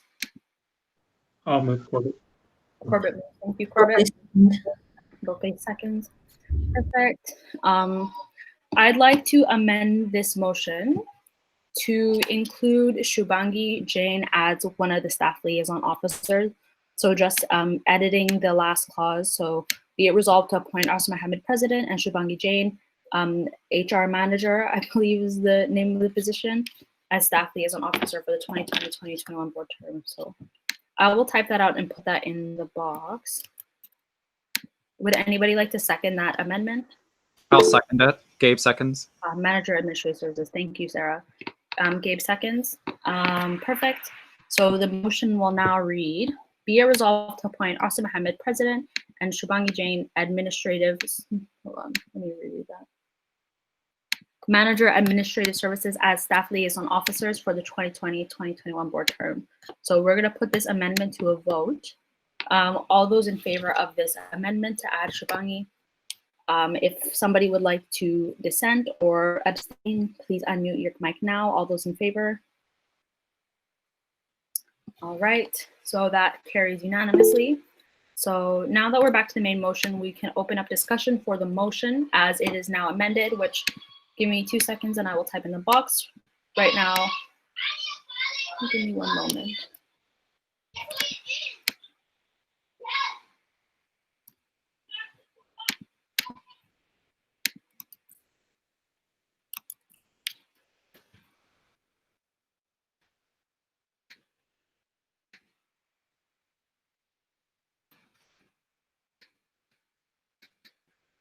So for this one, our collective agreement with CUPE 3338, which is our union that represents all of our unionized staff, in the collective agreement, it specifically states that the staff liaison officer is appointed by the board and that staff liaison officers can be up to 2 people. So either a board manager, either a board member or a manager, or which would be an excluded staff member.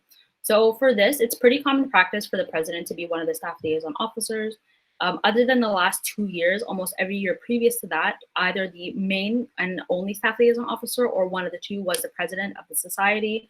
It is part of the job description as well as listed in our bylaws, in the description of what the responsibilities of the president as an executive officer are. So this is pretty standard. And I don't know if any other board members want to make comments. Sylvia, you have a question, you can go ahead. I have a comment. I wasn't clear that the board gets to appoint the staff liaison officer as well, as in the excluded staff. So that I find interesting. But the other comment is for all the board members to know that I had a conversation with OSAB on Wednesday, and I did recommend that you seek legal advice on this matter simply because of the risks that are associated with board being an SLO. And that is why the practice in the last couple of years was changed in order to safeguard the potential liability to the board. So I'm just sharing with you that I think it might be a good idea for you to postpone voting on this and having legal advice on it. So I see a couple people on the list, but I can make a quick comment before we move on. So legal advice on this matter was sought with the approval of the executive committee. We had a chat with a lawyer about this already. So the lawyer was of the impression that not only is this within our right as board members to be appointed as staff liaison officers, but that it is probably a good idea to ensure that we are following our bylaws and not making any violations of our bylaws. And also just because the president's, it is part of the job description and it is quite very clearly outlined in this collective agreement as well. Buckley, I think you're the first one on the list. You can go ahead.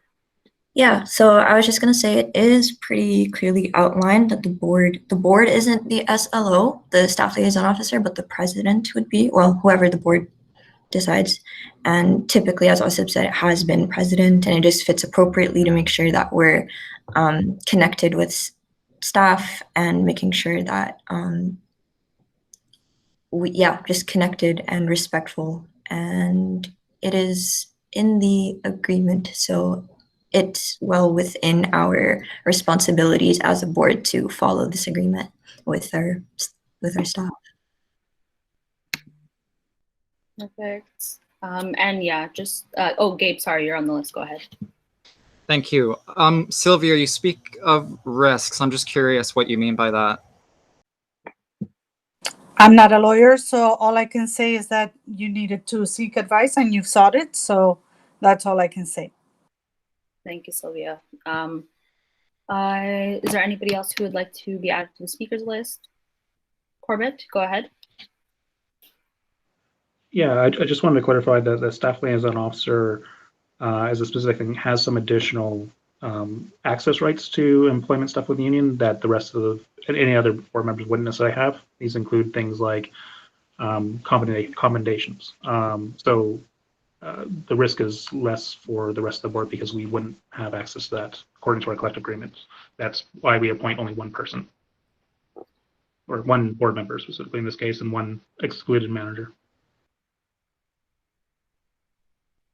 Perfect. Thank you, Corbett.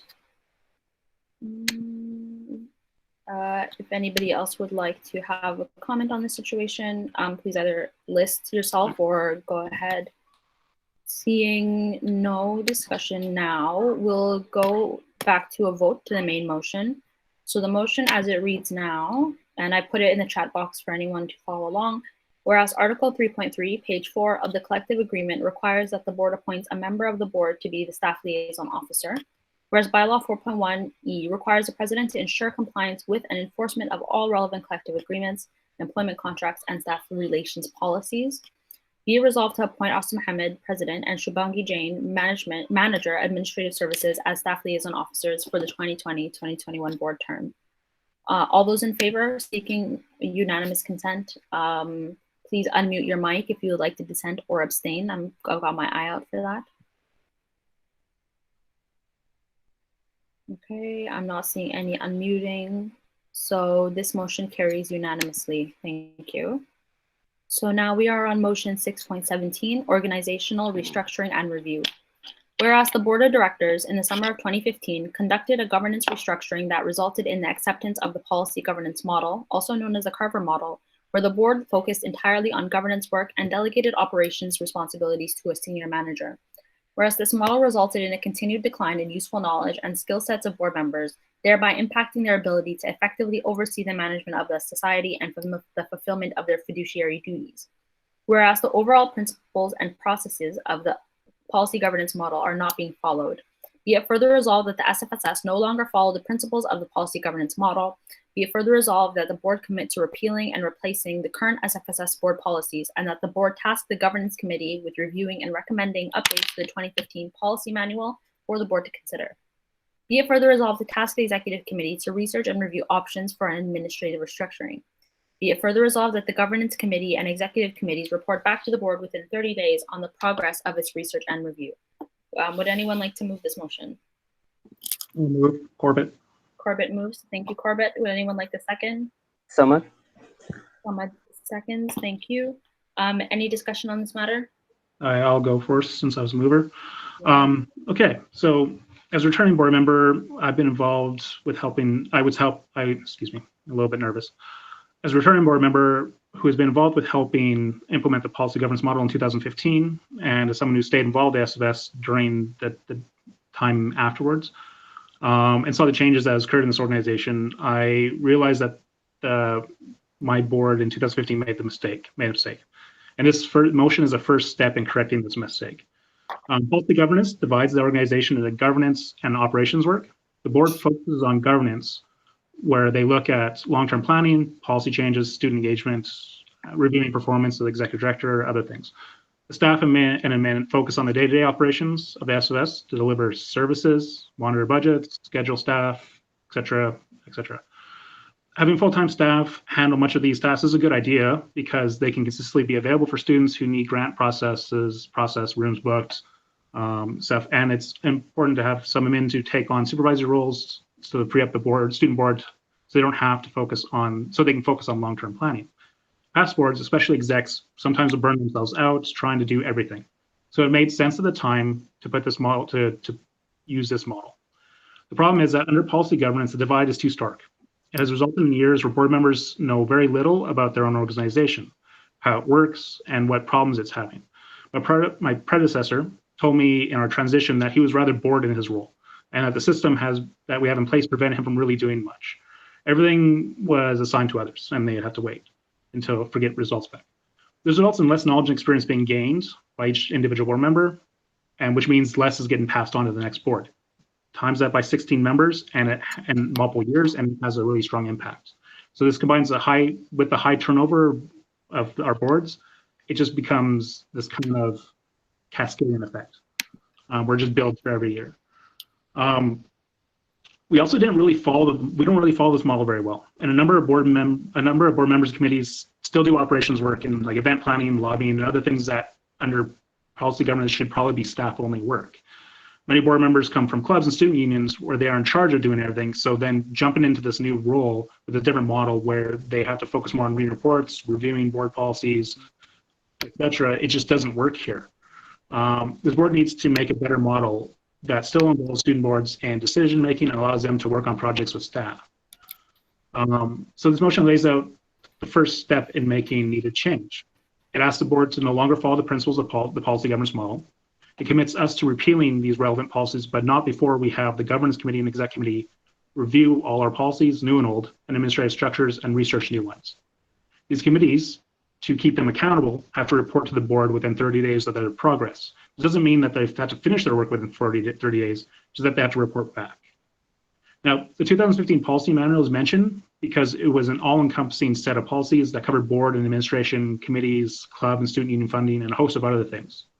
Some of the pieces are outdated.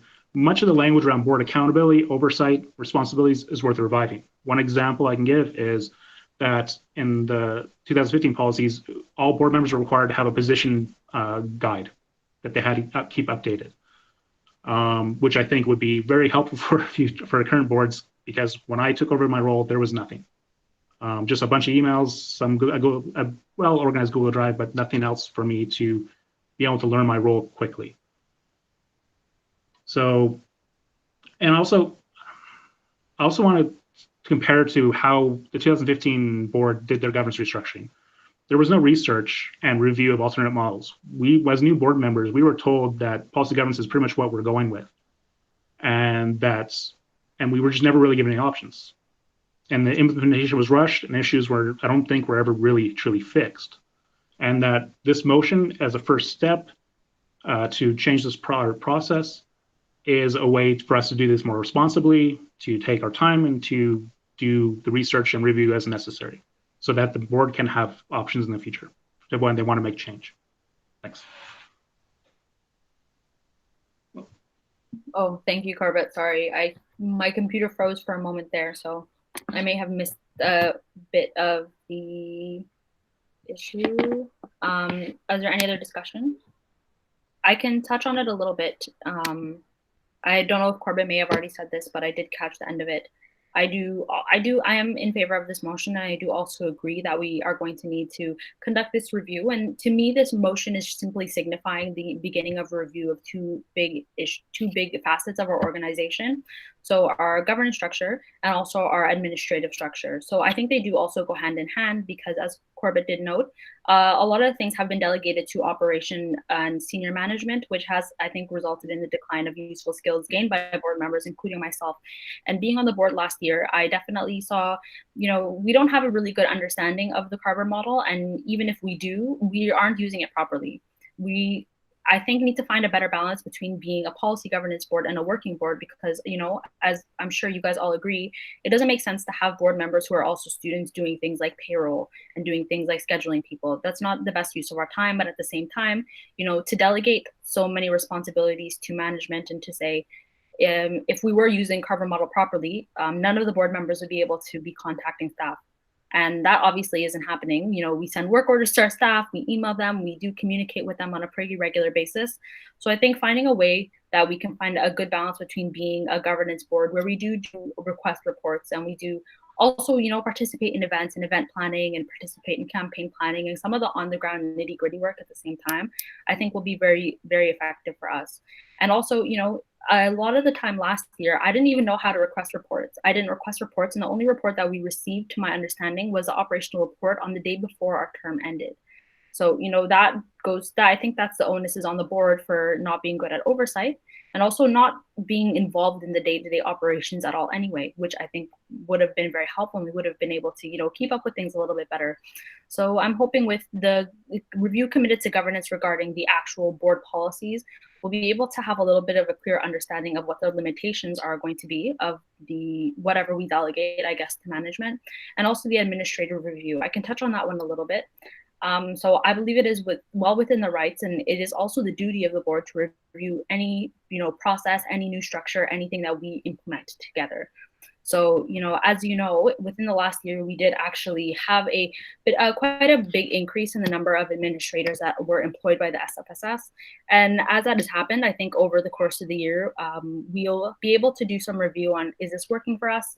What is working for us? And what, we can do better, I think, in the future. And the executive committee historically has been in charge of things like HR matters. So I think it'll be a good idea to task the executive committee with this review in particular. And I hope that it will be successful, and we'll be able to bring some good recommendations to the board and the results of our review in general. So I am not seeing anybody on the list, but I'd love to hear board members' thoughts on this. Please speak up. Matthew, please go ahead. Yeah, I just had a couple comments toward this motion. I am in favor of this motion that has been put forward.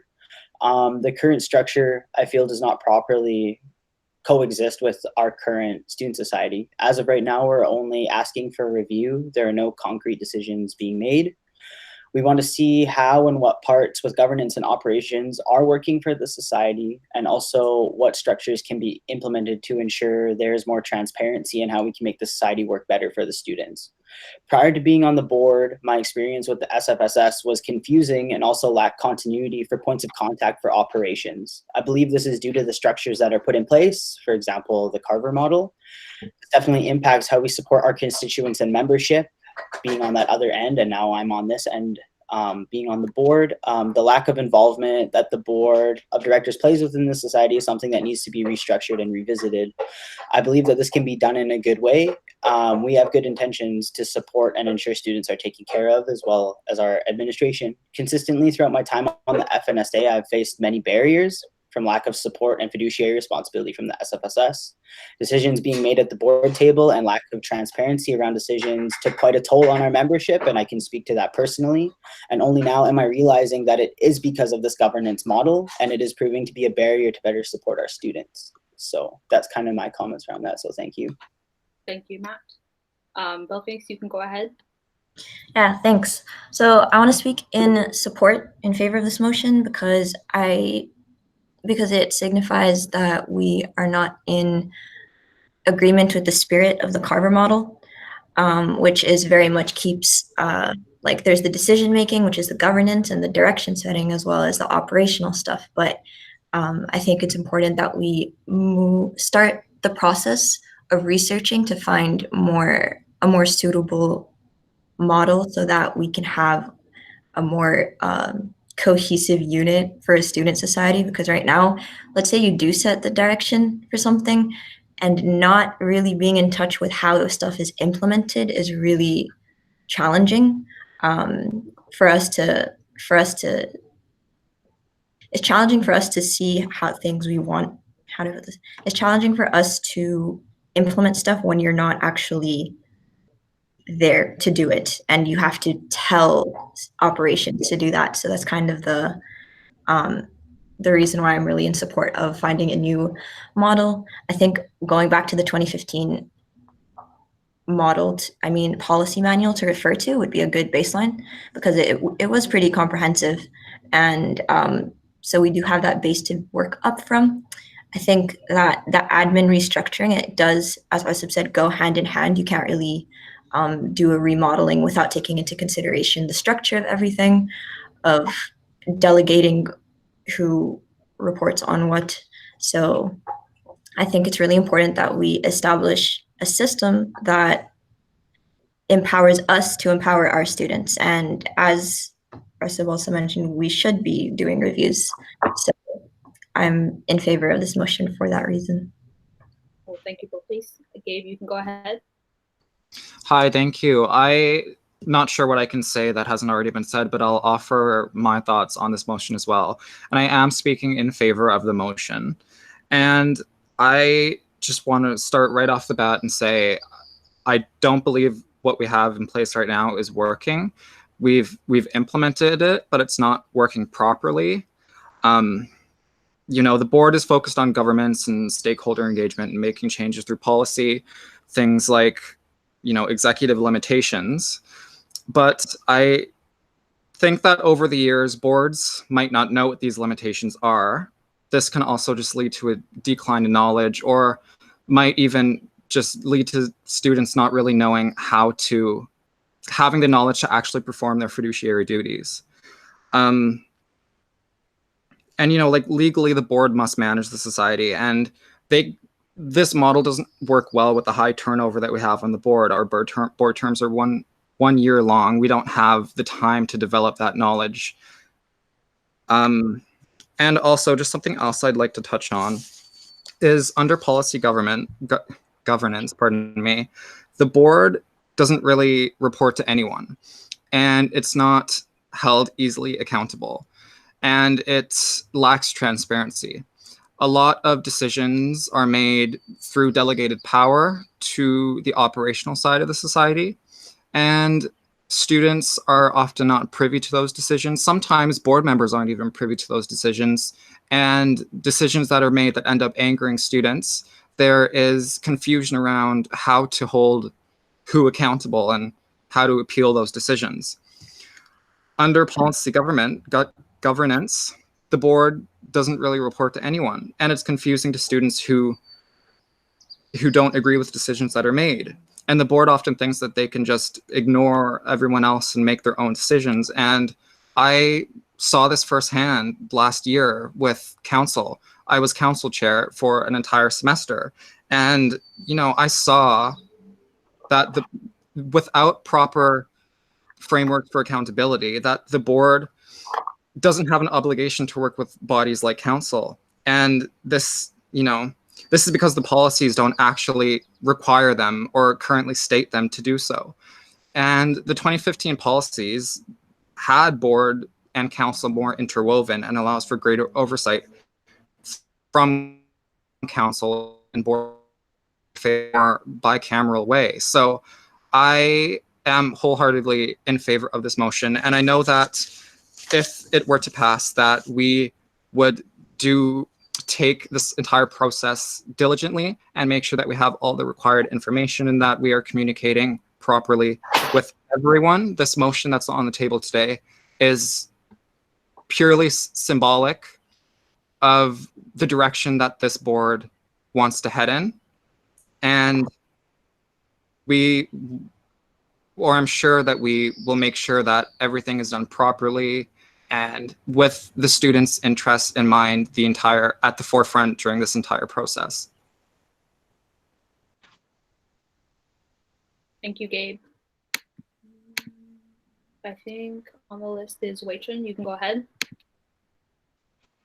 Yeah, I'm also speaking in favor of this motion. Basically, what I want to say that everyone kind of touched on it already, and just kind of like, I think with this governance model and the high turnover, like a lot of students don't really know what's happening or don't really know what to do. They can set the goals of the society and like what the bigger goals and directions are, but not being in touch with like the operations side, either like, you know, partially the knowing what's happening, how is it being implemented,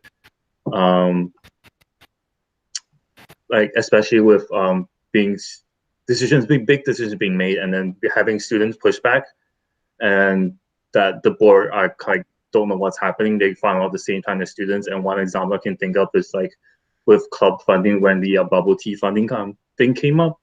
You know, the SFSS kind of say, okay, you're not allowed to do this anymore. And there was an outrage, you know, a petition was going around from clubs saying to reverse this decision.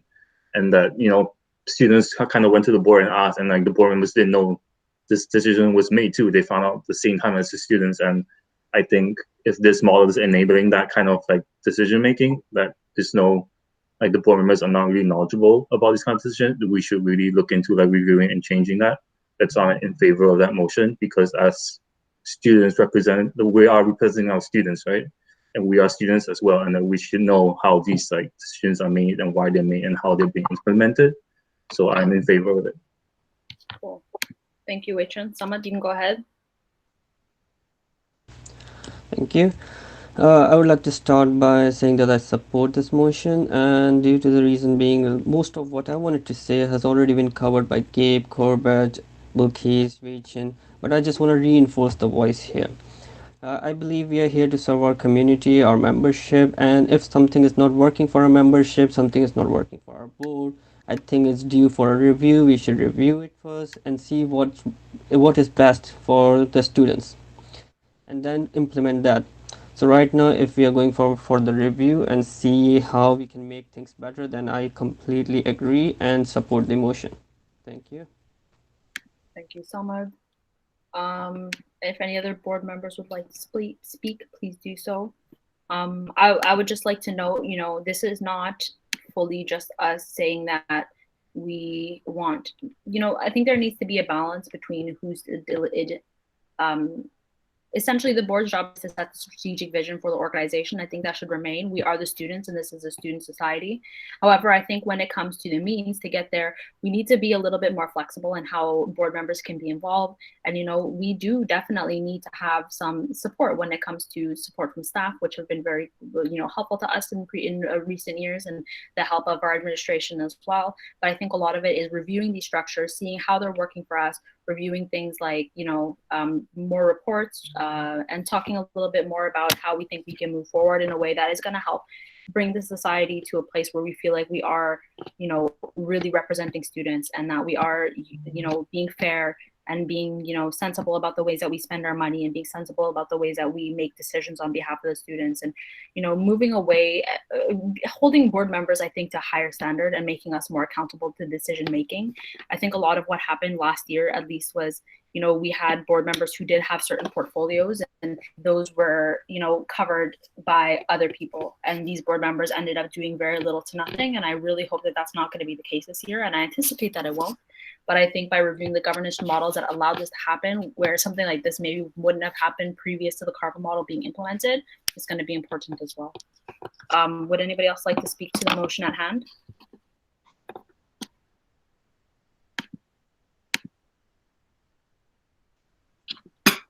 Can I just ask a question? Yeah, of course.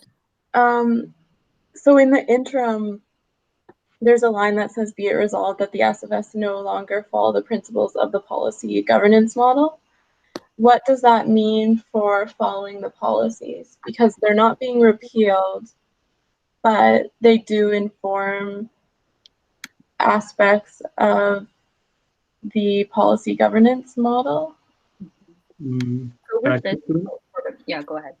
Hi, yeah. The principles are just, they're policy governance is a framework. It's not like we have policies following the ideals behind it, but just saying that first clause is basically a symbolic saying we want as a board to move forward with a different governance model. And we would still be following all our policies as they are, our contracts and stuff, until the board receives different options and decides on them. Okay, that sounds good. I think if you change it to that exact wording, it would make more sense. Yeah, it's the reason why it's worded that way is I was following the original motion from 2015 as which used pretty much the exact same start. What they ended up doing was saying basically we will now follow the policy governance model and we strike this at large committee or the ad hoc committee with these people to start looking into this. And so I was just basically mirroring what was done in 2015. Buckley, you can go ahead. Yeah, I just want to, in response, this part of the motion, it does just give mandate to move forward with the review, and that we don't support the Carver model in principle, or principle set out by it. So this is very much setting the direction of the student body, or the board specifically. So we're not repealing anything, but we are committing to it without repealing, basically. Thanks. Right. It does say no longer follow the principles. I would say support, because the policies still adhere to this general framework. I think that's clarified in this other clause where it says that we're committing to repealing and replacing the board policies. So we're not going to be, throwing out a board policy manual today or anything like that. And that the principle, I think, is different than the actual action of following policy governance or the Carver model. Corbett, I don't know, you're unmuted. Were you going to add something to that? I was just going to say again, the principles again are outside of the policies. The policies are what we follow as they are now and until they get changed. So saying we're no longer following the principles or following in principle, that doesn't mean anything. It's symbolic. So if staff were to say that we can't do this because it's not in line with the policies, but board felt that that policy was because of the policy governance model, would they still follow that policy? I think until the policy has actually been repealed, then the policy would be followed. Okay. Any other discussion on this matter?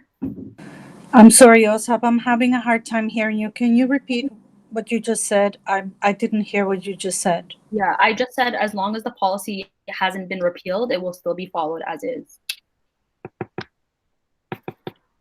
Thank you. No problem. Any other discussion on this matter? Perfect. So let me reread the motion just for some clarity before we move to a vote. So whereas the board, or I'll just read the be it resolved clause. So be it resolved that the SFSS no longer follow the principles of the policy governance model, Be it further resolved that the board commits to repealing and replacing the current SFSS board policies, and that the board task the governance committee with reviewing and recommending updates to the 2015 policy manual for the board to consider. Be it further resolved to task the executive committee to research and review options for an administrative restructuring. Be it further resolved that the governance committee and executive committees report back to the board within 30 days on the process of its research and review. Any other comments before we move to a vote?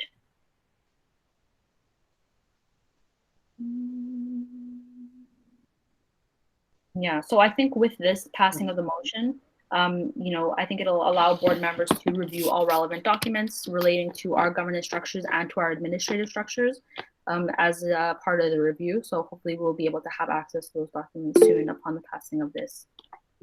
Corbett, did you have something to say?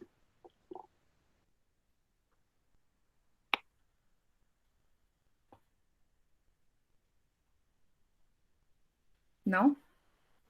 Just repeating what you were saying, just that for the review, we would need access to contracts and documents and stuff. Past and present policies, all that kind of thing. Perfect. And yeah, well, it's well within the rights of the board as well to review those on a regular basis, which I think is a good idea. But the motion is still as it reads, so I'm going to put this to a vote now, unless there's any other discussion on the matter. I'm seeing no discussion, so be it all those in favor of the motion as it reads, seeking unanimous consent. So please unmute your mic if you would like to dissent or abstain, and I will follow up with that. I'll give everybody a few seconds to unmute their mics if they would like to do so. All right, and that motion is carried unanimously as well. So thank you, everyone, and I'll be following up soon to get a hold of the different relevant documents, such as contracts, job descriptions, all relevant policies, operations, personnel policies, all of that, so that the governance committee and the executive committee can get started on that ASAP. So we'll move on to motion 6.18, appointment of a legal liaison officer. So whereas the oversight of all society affairs, including legal affairs, remains under the discretion of the board of directors. Be it resolved that all legal advice and legal resources requiring budget allocated through the society be sought through the legal liaison officer with the approval of the executive committee prior to a lawyer being contacted. Be it further resolved to appoint Asa Mohammed, president, as legal liaison officer. Be it further resolved that all the said society lawyers be chosen at the legal liaison officer's direction, and if board members or staff require legal advice, the legal liaison officer is notified prior to the legal consultation being sought, and that the legal liaison officer gives direction for the selection of the lawyer for the specific advice in order for the services to be billed to the society. Would anyone like to move this motion? I'll move it. Corbett moves, and a seconder, please. I'll give. I see Harry. Harry, you second? Yeah. Okay, perfect. Thank you. All right, we can move into the discussion portion. I can give a little bit of background on this motion as it does pertain to me. So I hope this is something that board members know, but as a director, you are entitled to seek legal advice for society-related matters. So for instance, something that happened last year was we tasked ourselves with developing a pro-choice policy in regard to just protecting students on campus and protecting the reproductive rights of our students on campus. And, with that, it can be a bit of a sensitive topic, and there have been other student societies who have actually been sued because of the policies that they're implemented. And, part of our duty as board members is to do a good job and also try to avoid getting sued wherever possible. So we were able to seek a lawyer and get some sound advice and be able to move forward with that in a safe way. So, as board members, it is your duty to make decisions, but when you're not able to make a decision, you are also able to consult with a professional for that kind of thing. So with a legal liaison officer, this motion can help to centralize this process a little bit. So if any staff members or any board members would like to contact a lawyer, the board members would be made aware of it. And the first little whereas clause does outline that it is our discretion and our responsibility to be privy to these matters. It's also our responsibility to, do our due diligence to make good decisions with legal advice where necessary. Corbett, you're on the list. You can go ahead. Yeah, I just want to add some additional history to this. This liaison role actually used to be under VP Finance in 2014. At least that's some of the records I've seen. But it makes a lot more sense, I think, for your position, the president's position, to hold it because of the clauses in our bylaws about being responsible for contracts and such, and staff liaison officer stuff. Thanks, Corbett. Would anybody like to touch on this motion or have any questions or any comments? Sylvia, you can go ahead. So from the discussion we had on Wednesday, I understood something else, but I just once again will suggest that I'm not sure how else to say it, but I looked at my contract and the job description under which I was hired. And from what I understand from this motion, if I need to have legal advice for a matter that is delegated to me, I would have to go to you to ask for permission and to figure out which lawyer you would be agreeable to. Is that what I'm understanding? What did you understand from our conversation on Wednesday, just so I'm clear? From our conversation, I can what I understood was that it was about the board not going to seek legal advice without going through a particular channel, so that it doesn't end up being board members going rogue, etc. So the motion reads as it regards to board members and to staff. So please give me further clarification because I'm not understanding. Yeah, so essentially you're correct. So in the case that, a staff member would like to receive legal advice, the president and the executive committee, Brett Troxy, would need to be notified. And, where applicable, we would be able to give our guidance on it. But this is not saying by any means that the executive director is not, able to seek legal advice on matters. That's not the motion. Okay, I'm still confused. I'm just letting you know right now that I'm not sure what. So unless anybody wants to jump in, essentially the process as it regards to having a legal liaison officer would be that, society lawyers be chosen at the legal liaison officer's direction, and that board members and staff who require legal advice would need to notify the legal liaison officer prior to this advice being sought. That's the only difference being made to what our current processes are right now. So the notification piece.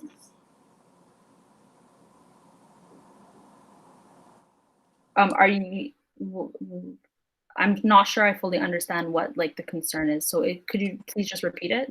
It's not a concern. It is a question that I have because I'm not sure. Oh, Rona may be able to.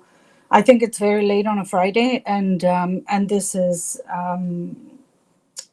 yeah. I think the wording for me is problematic, so that's why I'm asking for clarification.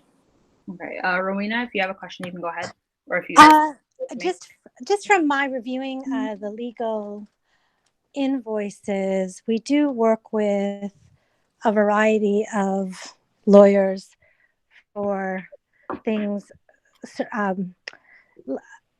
Sometimes we have to get a consult for clubs.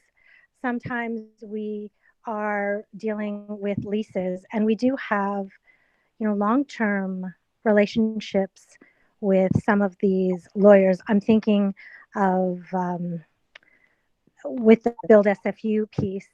I guess it doesn't presuppose that you would say, no, you cannot use the lawyer that you're currently using, but I'd like to know what your thoughts on that. Like right now, we've got some issues with COVID and the lessees. Normally, we would, if we had a question, we would call the person that has answered questions about those issues before. Would that potentially not be able to happen? So, Buckley, I see that you're on the list, but I will respond to notification first. So again, this is not to say that, relationships with long-term lawyers or ongoing relationships are to stop. This is more about the notification piece, and this also isn't about the board denying legal advice for these kinds of things, because I think it would be quite silly to say, go ahead with signing these long-term contracts and don't get legal advice. That's definitely not our intention. This again, like if you reread the motion, it does clarify that this is, the board members to be privy to these kinds of things through the president and then through the executive committee as well. And that we are to be notified, we're able to give direction where it is applicable or advice where it is applicable, and then we can move on from there. So again, it's not any way trying to restrict legal advice being available to the society in any way. Buckley, you want to go ahead? Or sorry, Rune, does that satisfy your question? What sort of turnarounds would that be? Sometimes, not necessarily with, say a deposit is late or something and we need to get in touch with a lawyer for some options. What sort of turnaround could we expect to get for the notification and approval to speak to the ongoing lawyer? Yeah, okay, that a good question, and that's why put it to the president and then through the executive committee through the president, rather than having to wait like board approval on or anything like that, which I think would probably cause a big mess and a delay. However, by notifying me and then by me having a quick chat with the executive committee, the turnaround time would be, I think, not the same or very close to the same as it is right now. Thank you. No problem. Please, you can go ahead. It's pretty much reiterating what you already said anyways, but I just want to clarify that the motion is to give direction, and this is mainly about the notification piece. So, and any major decisions or anything that needs to happen quickly would just go through the executive committee as outlined in the motion. So I hope that clears up concerns, but that's all. Please. Unless there's any other discussion from board members, I think Shivangi also has a question. Shivangi, you can go ahead. Hi, yeah, you mentioned the word approval and then the word notification as a mixture. So I'm still not clear whether this is an approval that we're seeking or just notifying you. So essentially, as the motion reads, it says that the legal resources requiring budget allocated through society be sought through the liaison officer with approval of the exec committee. So essentially, that approval piece is surrounding my bringing it back to the exec committee to have a discussion on it. I think the areas where, approval or disapproval might happen is where we think there is a lawyer who is a liability to the society in any way. So in that case, we would want to know who the lawyers are and what they're doing. That would be the piece around a notification as well. So two different things. But again, if there was a lawyer who came and we thought was a liability to the society, I believe it would be under the board's jurisdiction to, have a comment on that and say that we think we should go with a different lawyer for this particular matter.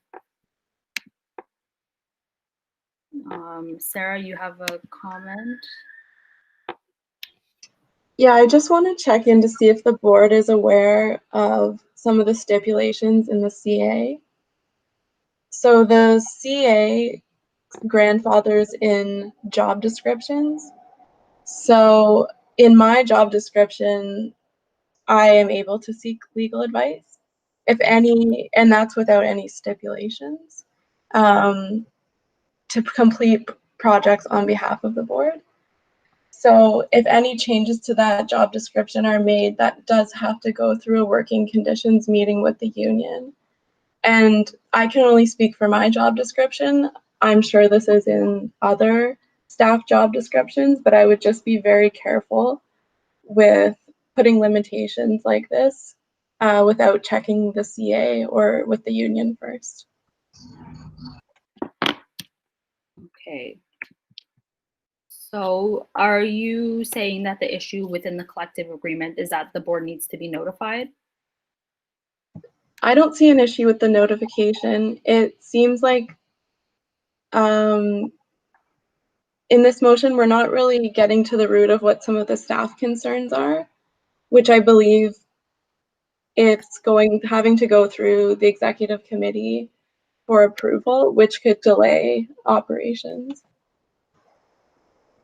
Okay, thank you for the comment, Sarah. Yeah, as for the delay of being able to seek legal advice, I don't think that there will be. In the case, Sarah, if it is in the collective agreement, we won't be, violating the collective agreement in any way, shape, or form, and that's definitely not our intention. Yeah, so this is more so a notification piece.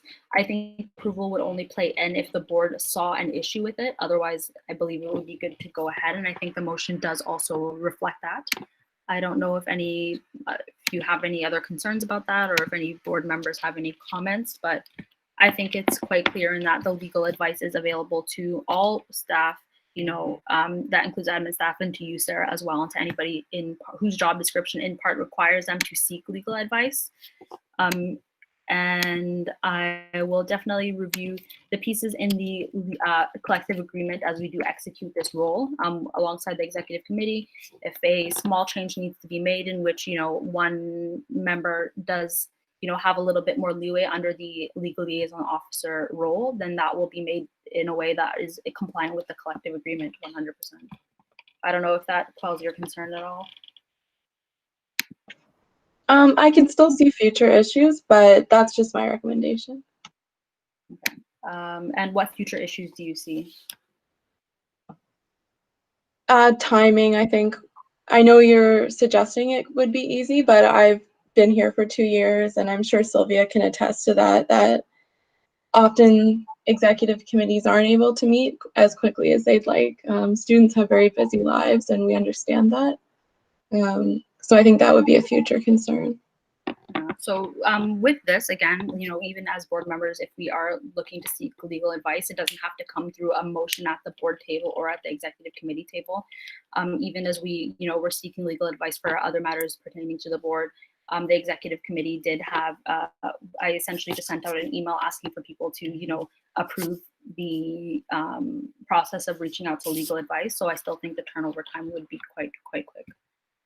So is there any other discussion? Or Buckley, do you want to go ahead? Yeah, I just want to say, I think the motion is very much to make sure that the lawyers that we contact are in line with our vision as SFSS. So it's more about approving of the lawyers that we go to make sure that we do avoid liabilities and things like that. Can I make a comment, please? Yep.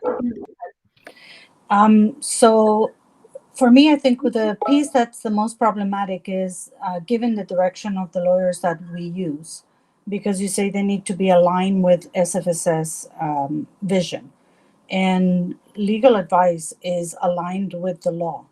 So if there is, for instance, an employment issue, regardless of the laws, regardless of the lawyer's opinion of our SFSS or whatever client, they will advise you on what the law says. You would decide what you do with that advice, obviously, as a board. But it is not, we will seek a lawyer who will provide us with the answers we want rather than the answers that are legal or otherwise. So that's why I'm saying that this direction about which boards, about which lawyers we use, and that they're aligned with the vision, as far as I understand, and I'm not a lawyer, I think they need to be aligned with the law, the precedent in the law. The advice is aligned with what's out there, not with what we want it to be out there. So I'm just putting a caveat there that there's an alteration that you are seeking to make that is affecting not only the potentially a collective agreement and how that's applied, but also my own contract under which I was hired onto this organization. And you're doing this unilaterally in a way that I'm not sure if you sought legal advice on this, but I again think that perhaps you need to step back for a second. And can you guys hear me? Hello? Yes. Sorry, can you? I'm sorry, my computer froze and I think I missed a good 30 seconds of what you were saying. Would it be possible for you just to repeat Oh that? yes, of course. I don't know. Yeah, I was Sorry. and I mean it's internet- recorded, so you can hear what I said once again. Is that there? What I'm hearing, and I keep hearing it, and you're not. It's not unique to this board, by the way. Is I keep hearing boards, your this board and other boards, and I don't mean predecessors of yours. I mean other boards that I've worked for. Is we believe that the lawyer's advice needs to be tailored to what we want to happen.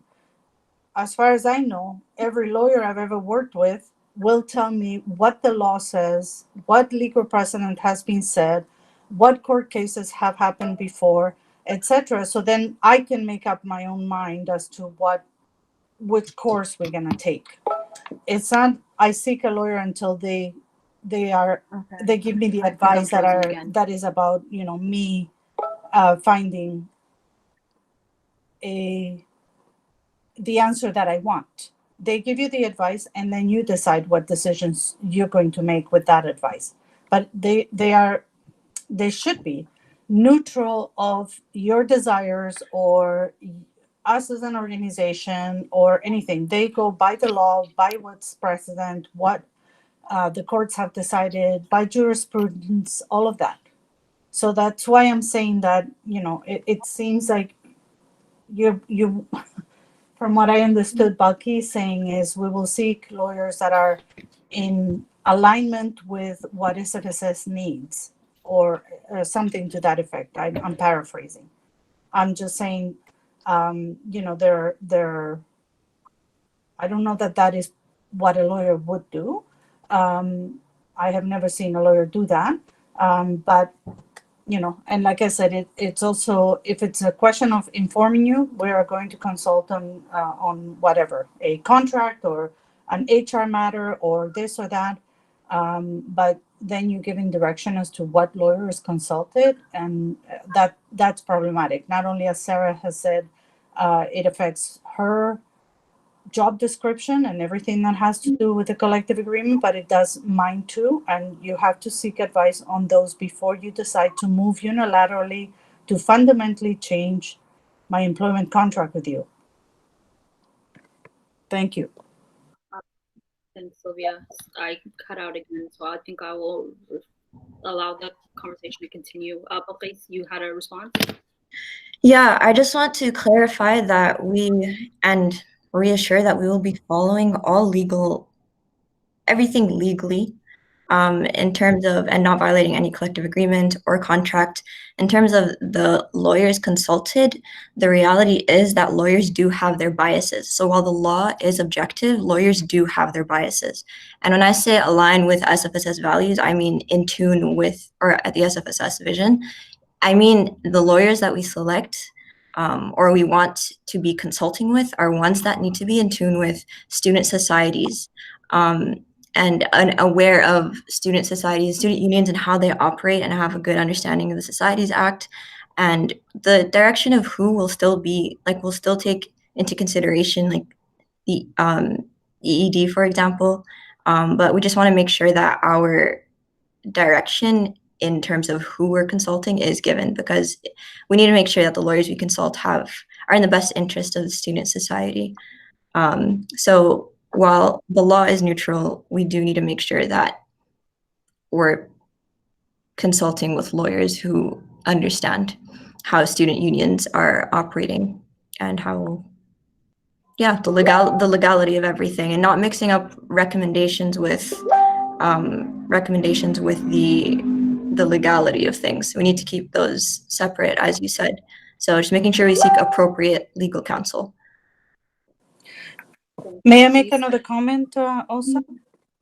I think Emily has a comment, so if Emily concedes the floor to you, then her. But Emily, would you like to make a comment?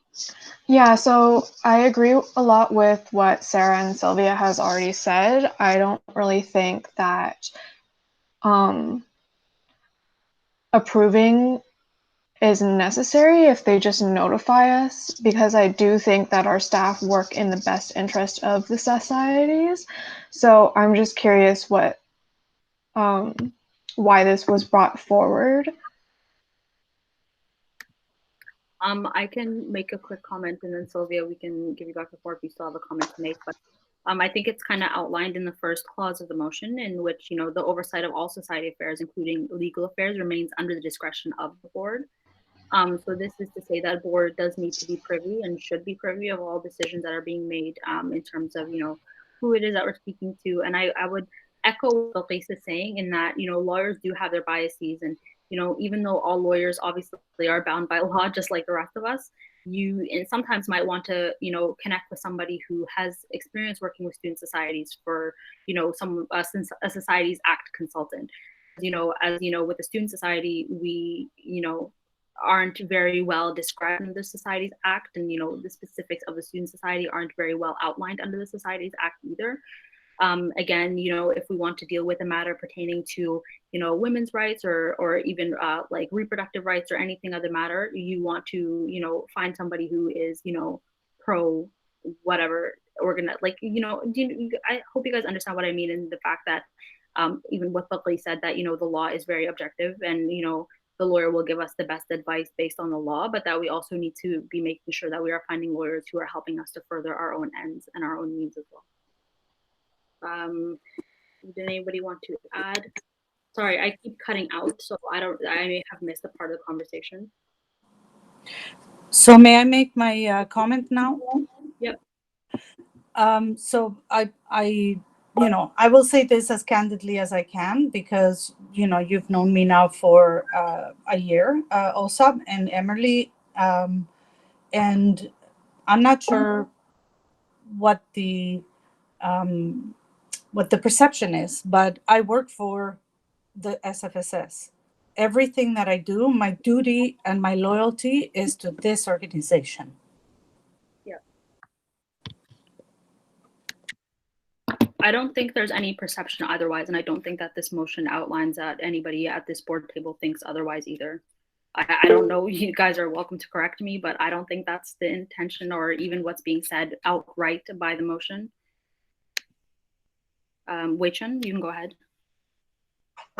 Yeah, I don't think this motion is saying that, like, we don't trust the staff, or we don't trust that the staff is acting in the best interest of the student society, but we still need to have in place, you know, all this kind of like getting the direction from, like, this liaison, because we are a student society, and that we kind of want to know what's best for the student society from coming from students. So I don't think necessarily like, it's attacking, like, kind of saying that we don't trust the staff, but we just want to have this in place so that we can follow. Any other discussion on this topic? Either, Bill, please. Yeah, you can go ahead. Yeah, I just want to echo Wei-Chun in that as elected members of a student society, it is our responsibility to make sure that our that we bring forward that input of ours as a board, in direct contact with our students, to everything that we do. And this motion is just another way of doing that. And it's not a lack of trust in our staff. We realize that the staff, and we appreciate our staff, and we know you guys are like hardworking and committed to the SFSS. This is more a matter of, as a responsibility, as a board of a student union, we need to make sure that we're intertwined with the decisions being made, such as like huge things such as consulting a lawyer to prevent liabilities and such. So I just wanted to clarify that. Thanks. Emerly's on the list. Emily, you can go ahead. Yeah, just from hearing what Sylvia and Sarah said, I'm just wondering if our staff would be more comfortable with notifying us rather than trying to gain approval, because I'm concerned that this will interfere with their work.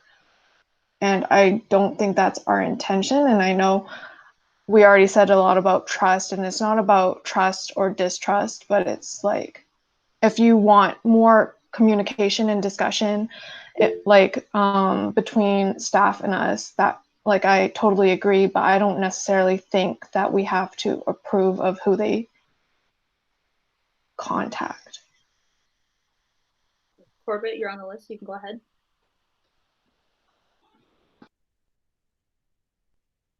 I think you're muted.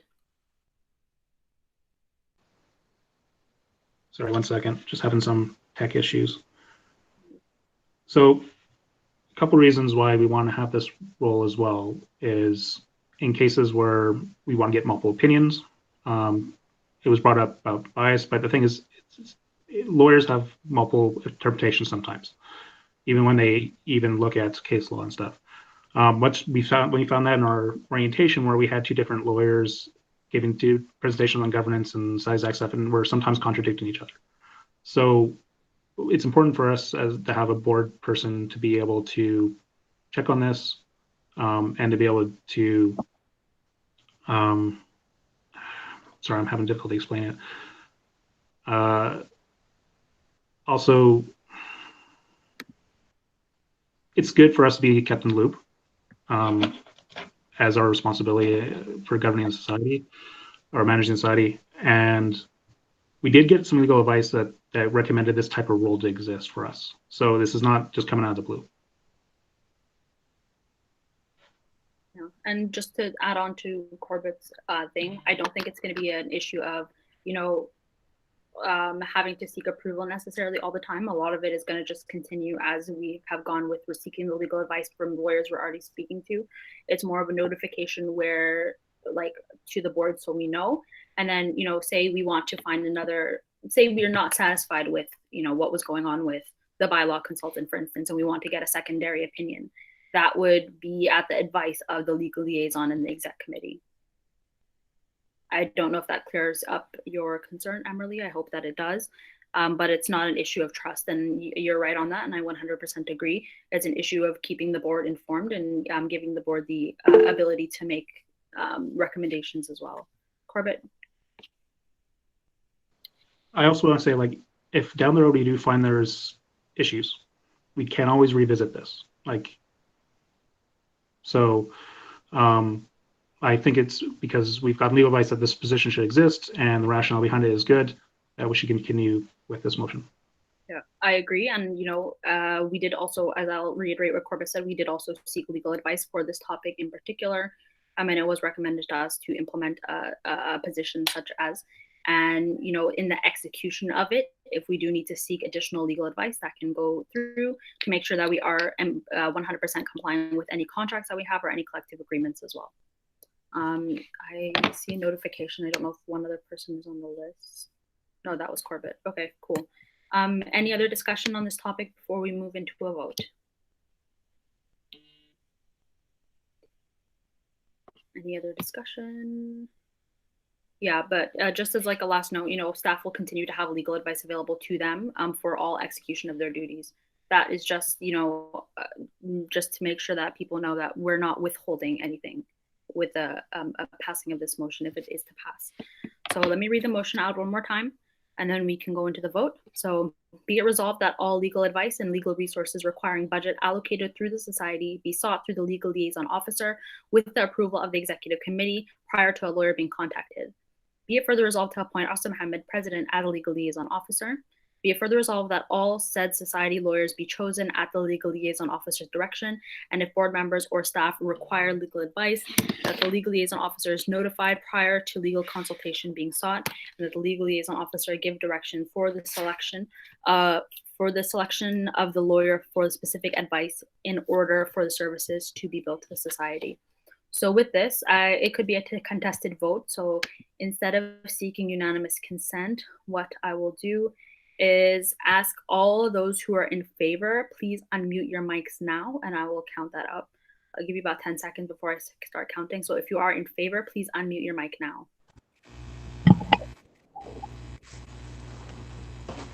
Okay.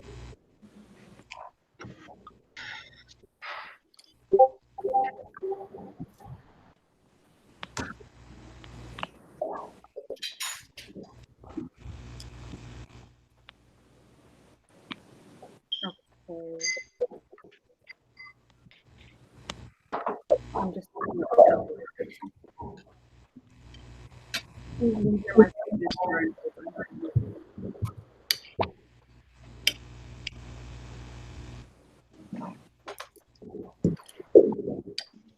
right, so that's 10 in favor. 10 in favor. Anyone oppose the motion? Okay, everyone mute your mics again, please.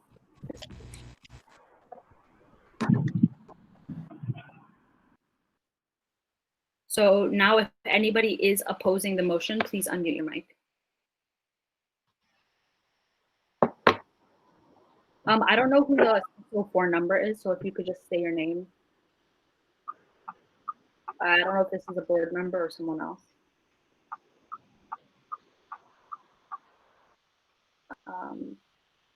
Does anyone know who the 604 number is? Whose phone number ends with 00? Oh, It's Maytab. Maytab. Maytab, you're voting an opposition? Yeah. Okay, perfect. Thank you. And then any okay, everybody mute your mic again, please. So that's 2 opposed. And then any abstentions, please unmute your mic now.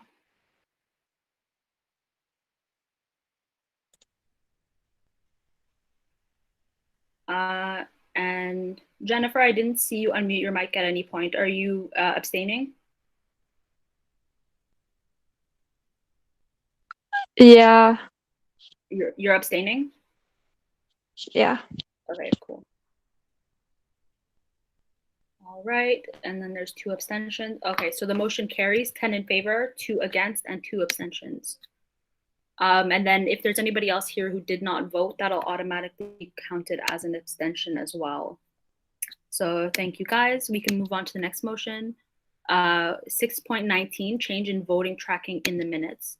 So whereas multiple board members campaigned on improving the transparency and openness of the board, whereas accountability is a guiding principle of the Simon Fraser Student Society, whereas the tracking of votes allows the membership to better hold board members to account for their individual and collective decisions, be it resolved that effective immediately, all board and committee meetings list all those in favor, against, and abstain on a motion in the minutes, unless it is a motion that carries unanimously, to which case it will read carried unanimously in the minutes. Would anyone like to move this motion? I'll move it. Corbett. Corbett moves. Would anyone like to second it? Okay. Please, thank you. All right. Would anyone like to speak to this motion? Yeah, I'll do since I moved it. So I think it's pretty straightforward. This is something that also happened in the 2018-2019 board in the spring. They passed it for 3 or so months. And it's, yeah, basically it says because it's, I value transparency and openness.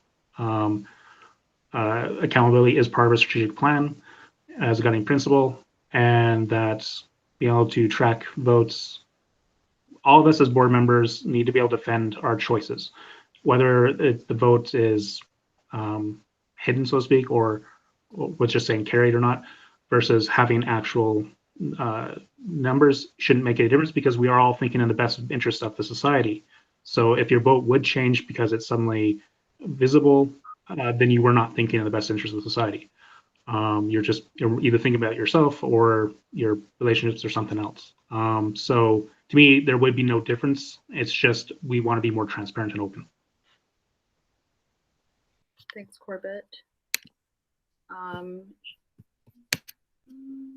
Okay, I don't see anyone else on the speakers list, but this did come up last year, and it's something that I worked on with, I brought it to the board. It was committed to governance, and then governance decided to go in a different direction under the assumption, if I remember correctly, that the governance committee members at the time did not want to politicize the board. I don't know about everyone else, but I don't really think that that was a responsible thing, considering the inherently political, I feel, environment of a student society in which you make decisions on behalf of the membership, and the membership should and can and always will be able to hold you accountable for the actions that you make. I think as well, like, students can attend our meetings and do attend our meetings on a regular basis, especially if there is a motion pertaining to something that affects students quite directly. They do attend our meetings and record these things for themselves anyway. So I think this is just a gesture of good faith and saying that, you know, we don't have anything to hide.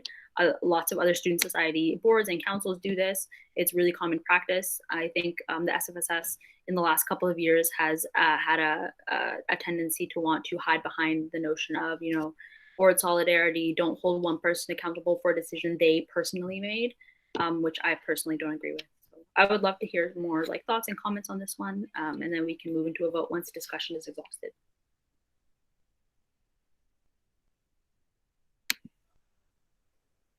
I guess one additional comment.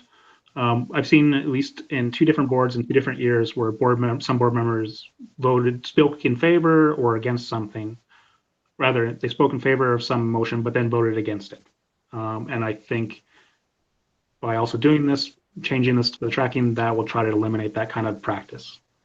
So that's my other two cents. Thanks, Corbett.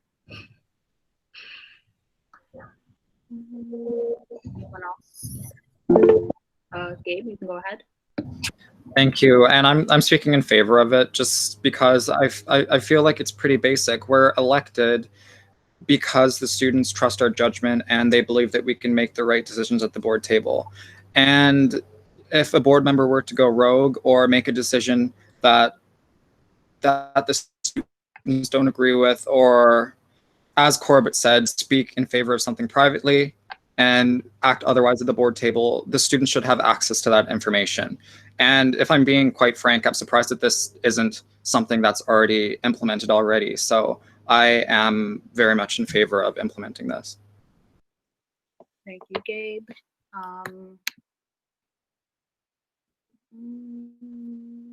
Oh, I think Buckley. Yeah, sorry, Buckley, go ahead. Yeah, I was actually going to point to that specific example where I have witnessed that case of board members speaking about something like either in favor of a motion and then vote against it. And if you really want to know what made them do that, or it's important that the stuff is kept in minutes.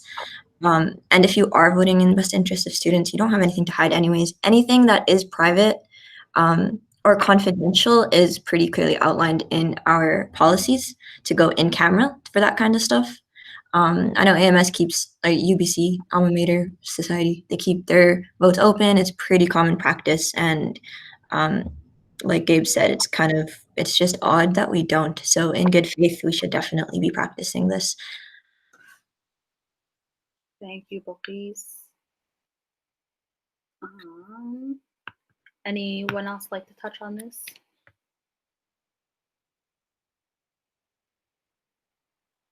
Okay, if not, I will reread the motion.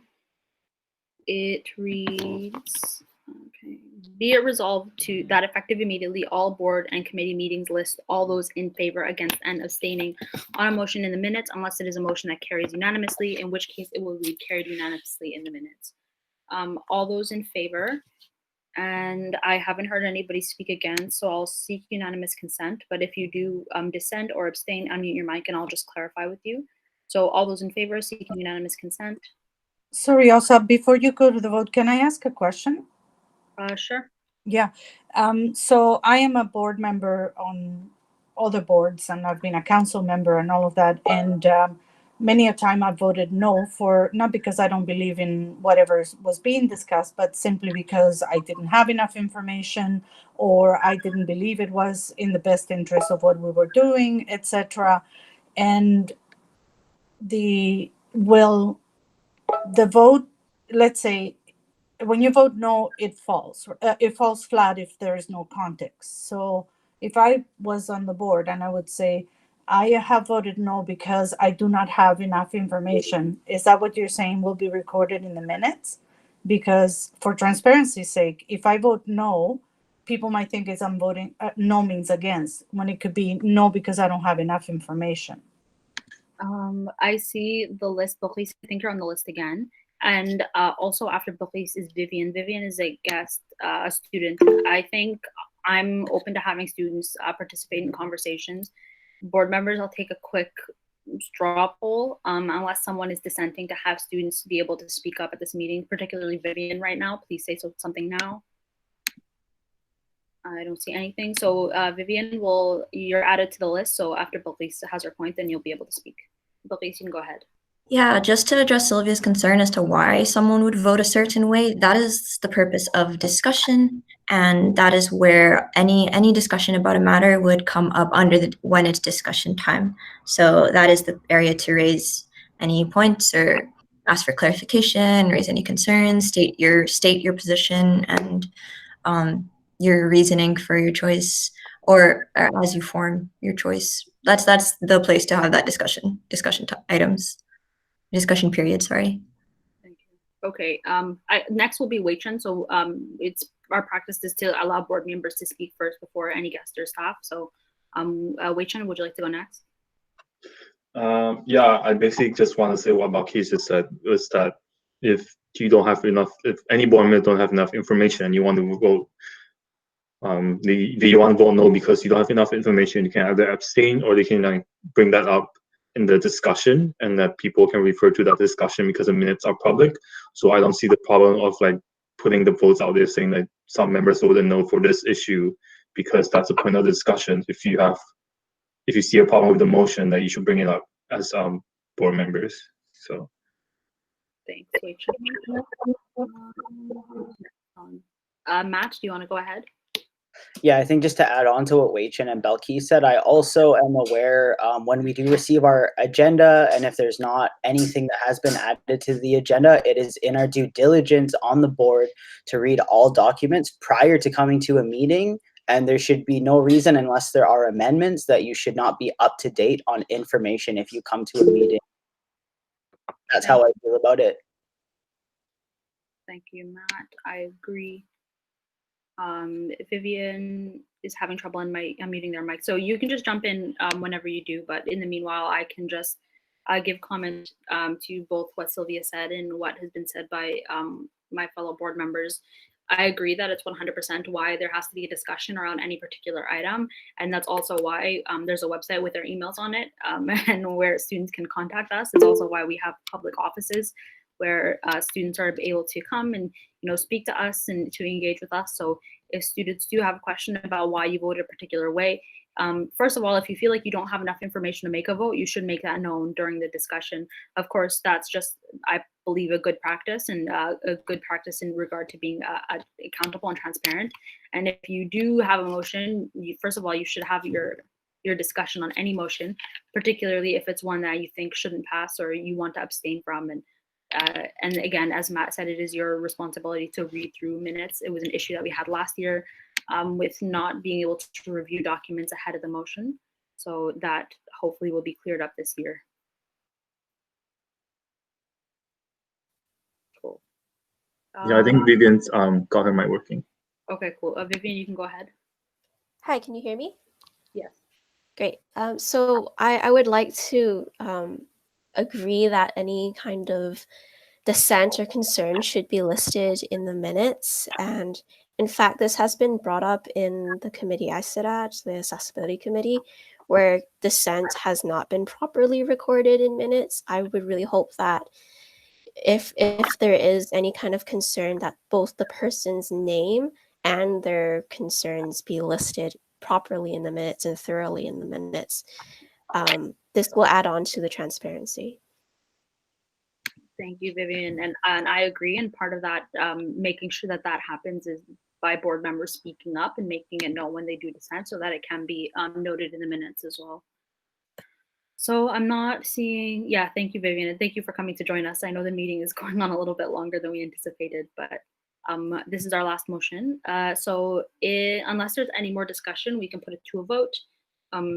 I'm not seeing anyone left on the speakers list, so I will read the motion out one more time.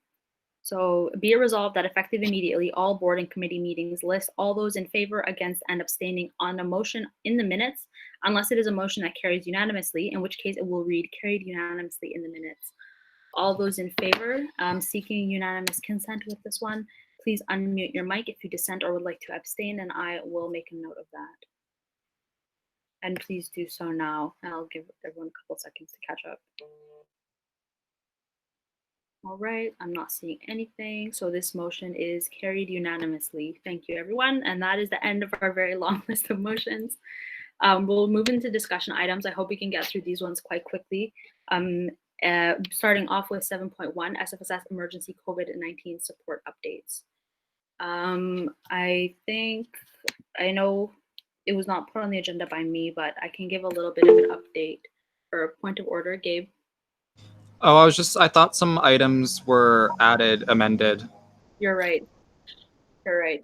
There was one thing, sorry, my bad. So motion 2.0, University and Academic Affairs Committee member appointments. So let's do that before we actually get into the discussion.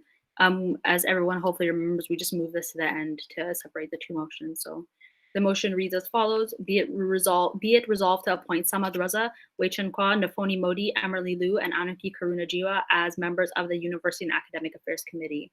Any discussion on this one?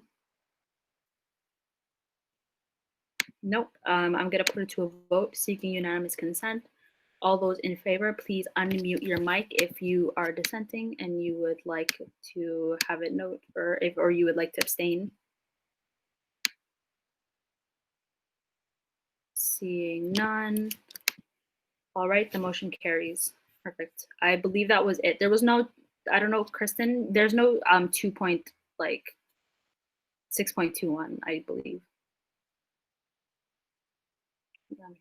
Okay, I think we're good.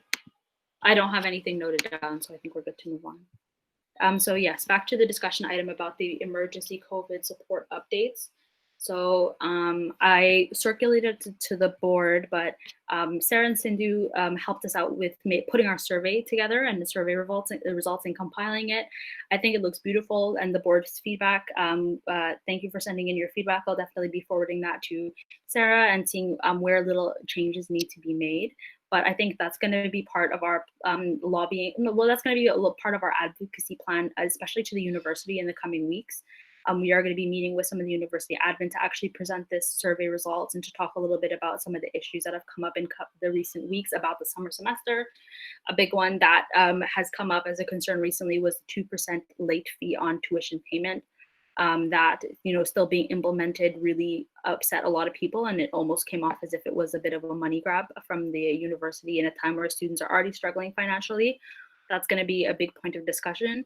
I know Jennifer's Senate term is ending soon, but she's been, asking a lot of questions at Senate. I think maybe she will be able to give a little bit of a comment about that. And in terms of external advocacy, I think Samad can speak to that as well, but I'll leave it to the board to give some updates. Would anybody like to speak? Yeah, I can speak about the Senate stuff. So I actually just submitted a bunch of questions for my last Senate meeting, which is on May 19th. I'll be asking about international student supports, tuition fee details, more fees for lab classes, pass-fail grading, and lecture recordings and accessibility. If you want a document of everything that I have submitted to Senate, let me know, or email me at vpstudentlife@sfss.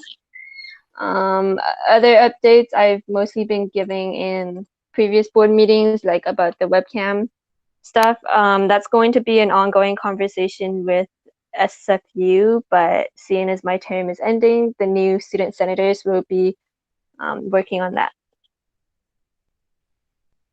Cool, thank you, Jen. And yeah, speaking of some of the conversations we're gonna have, we've been also, since we endorsed the C19 coalition, we've been, we've signed on to the different demands and hoping to get our, start helping out by distributing the petition to the students a little bit more and getting a little more student on the ground support for the tuitions demands that they're being made, because there are demands that are very relevant to us, particularly academic and financial support for students, and academic concessions being made for students as well, because even recently a lot of profs have been refusing to upload lecture recordings, which is a pretty low barrier way to get students involved. All right, and yes, Zach, thank you so much for joining us. If you have to step out, that's no problem. I'll make sure to send that to you via email, and have a good evening as well. And in terms of, yeah, no worries. See you soon. Cool. Samad, did you want to talk maybe a little bit about the external advocacy that's going on in regards to COVID? Hi.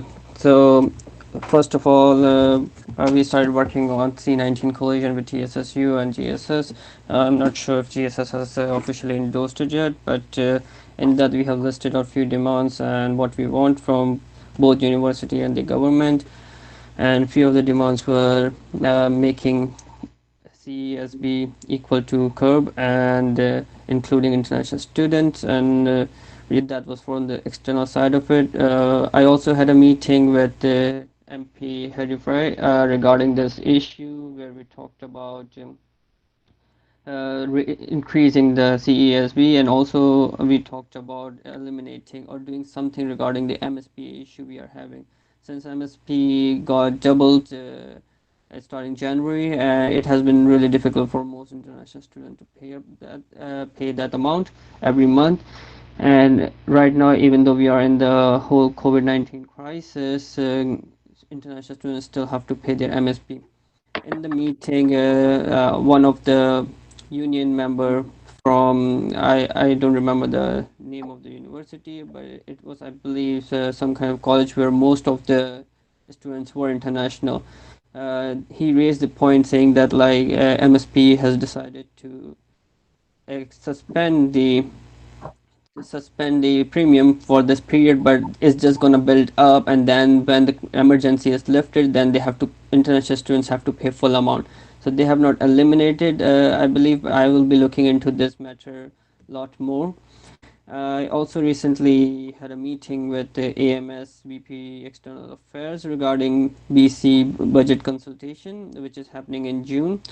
And we have decided on unify our voice on few key points. When we start external committee meeting, I will brief that to the committee, and also when we have a formal report done or formal more evident and formal steps taken by us on our side, then I'll update the board as well. But currently I had just a very casual conversation on like what UBC is thinking, AMS is thinking of bringing to the table, and how they would like to perceive it, and what kind of demands we would be talking about in that BC consultation. As of now, these are the only external affair updates from my side. If you have any question about anything or you want any details, you can email me on VP External, or you can shoot me a message on my social media as well. I would be happy to connect. Thank you, Samad. That's great. Sylvia, you had an update as well?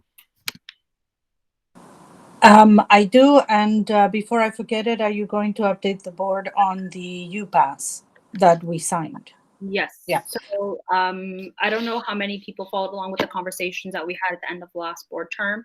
However, we did vote to suspend the UPass for the summer semester. Thankfully, TransLink has given us the option to reinstate the UPass program.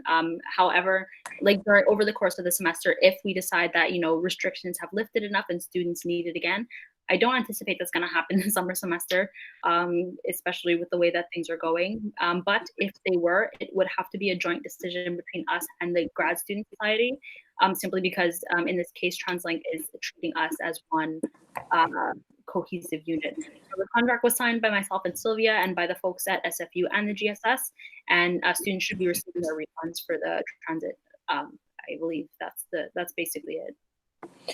Thank you. And my update was that the terms of reference, I sent them to you with the emergency funding for FIC students was signed, and the $60,000 check was delivered, I believe, to them this week. And the FIC now has the funds to start distributing as per the terms of reference of our agreement. Perfect. Glad to hear it. I'm glad to hear that the students are going to be getting the financial help that they need, hopefully soon. Any other updates from anyone? I don't see any. I think we can probably move on to the next discussion item. I just have a concern regarding FIC students. So I'm hearing a lot of concerns from FIC students who transferred just this semester. And as soon as they've transferred, the financial aid that was being offered from SFU shut down. So they couldn't apply for the financial aid from SFU, neither they can apply for the financial aid for FIC because they don't qualify for either now. So I'm not sure what a student should do in such a situation. If the board can decide, that would be really helpful. As of right now, I don't know what SFU's plans are for financial aid. I think Jennifer may have mentioned to me at some point that they're not sure or not going to be I'm not sure. Jennifer, do you know if SFU is going to be putting out any more financial aid for students? It's mostly going to be bursaries and not really an emergency fund. Yeah, we actually received an email, I think, on a very similar topic. I don't know if it was the same student, but someone who had just transferred from FIC to SFU, and during that transition period, unfortunately, just wasn't eligible for either. In that case, I'd say we will take some time to look into what supports. As of right now, we haven't passed the motion to put any more money forward for bursaries, emergency bursaries, but that can be a consideration of the board if we decide that we want to put some money forward again. And that if you want to talk a little bit more with the student or talk with the board about putting motion forward to do that, I think that might be a discussion worth having. Okay, thanks. No problem. Cool. Is there any other updates on COVID? Of course, as things come along, we'll definitely make sure to keep each other updated, and we can have another discussion item on this topic at the next board meeting as things develop. Discussion item 7.2 is board jackets. Corbett, I think you put this one on the agenda if you want to touch on this one a little bit. Yeah, just a bit of a history switch for a lot of the new members. Every year, at least 5 years, boards have often ordered board jackets or of some form, hoodies, zip-ups, whatever, usually as a team building thing, so that when we also, it usually has our title or name, and that when we do engagement activities and stuff, we all tend to look similar and look like a team. Because we're not physically around right now and might not be for the whole summer, I was just going to say, like, we can probably hold off on this type of thing until it's actually necessary. Yeah, that's really about it. Cool.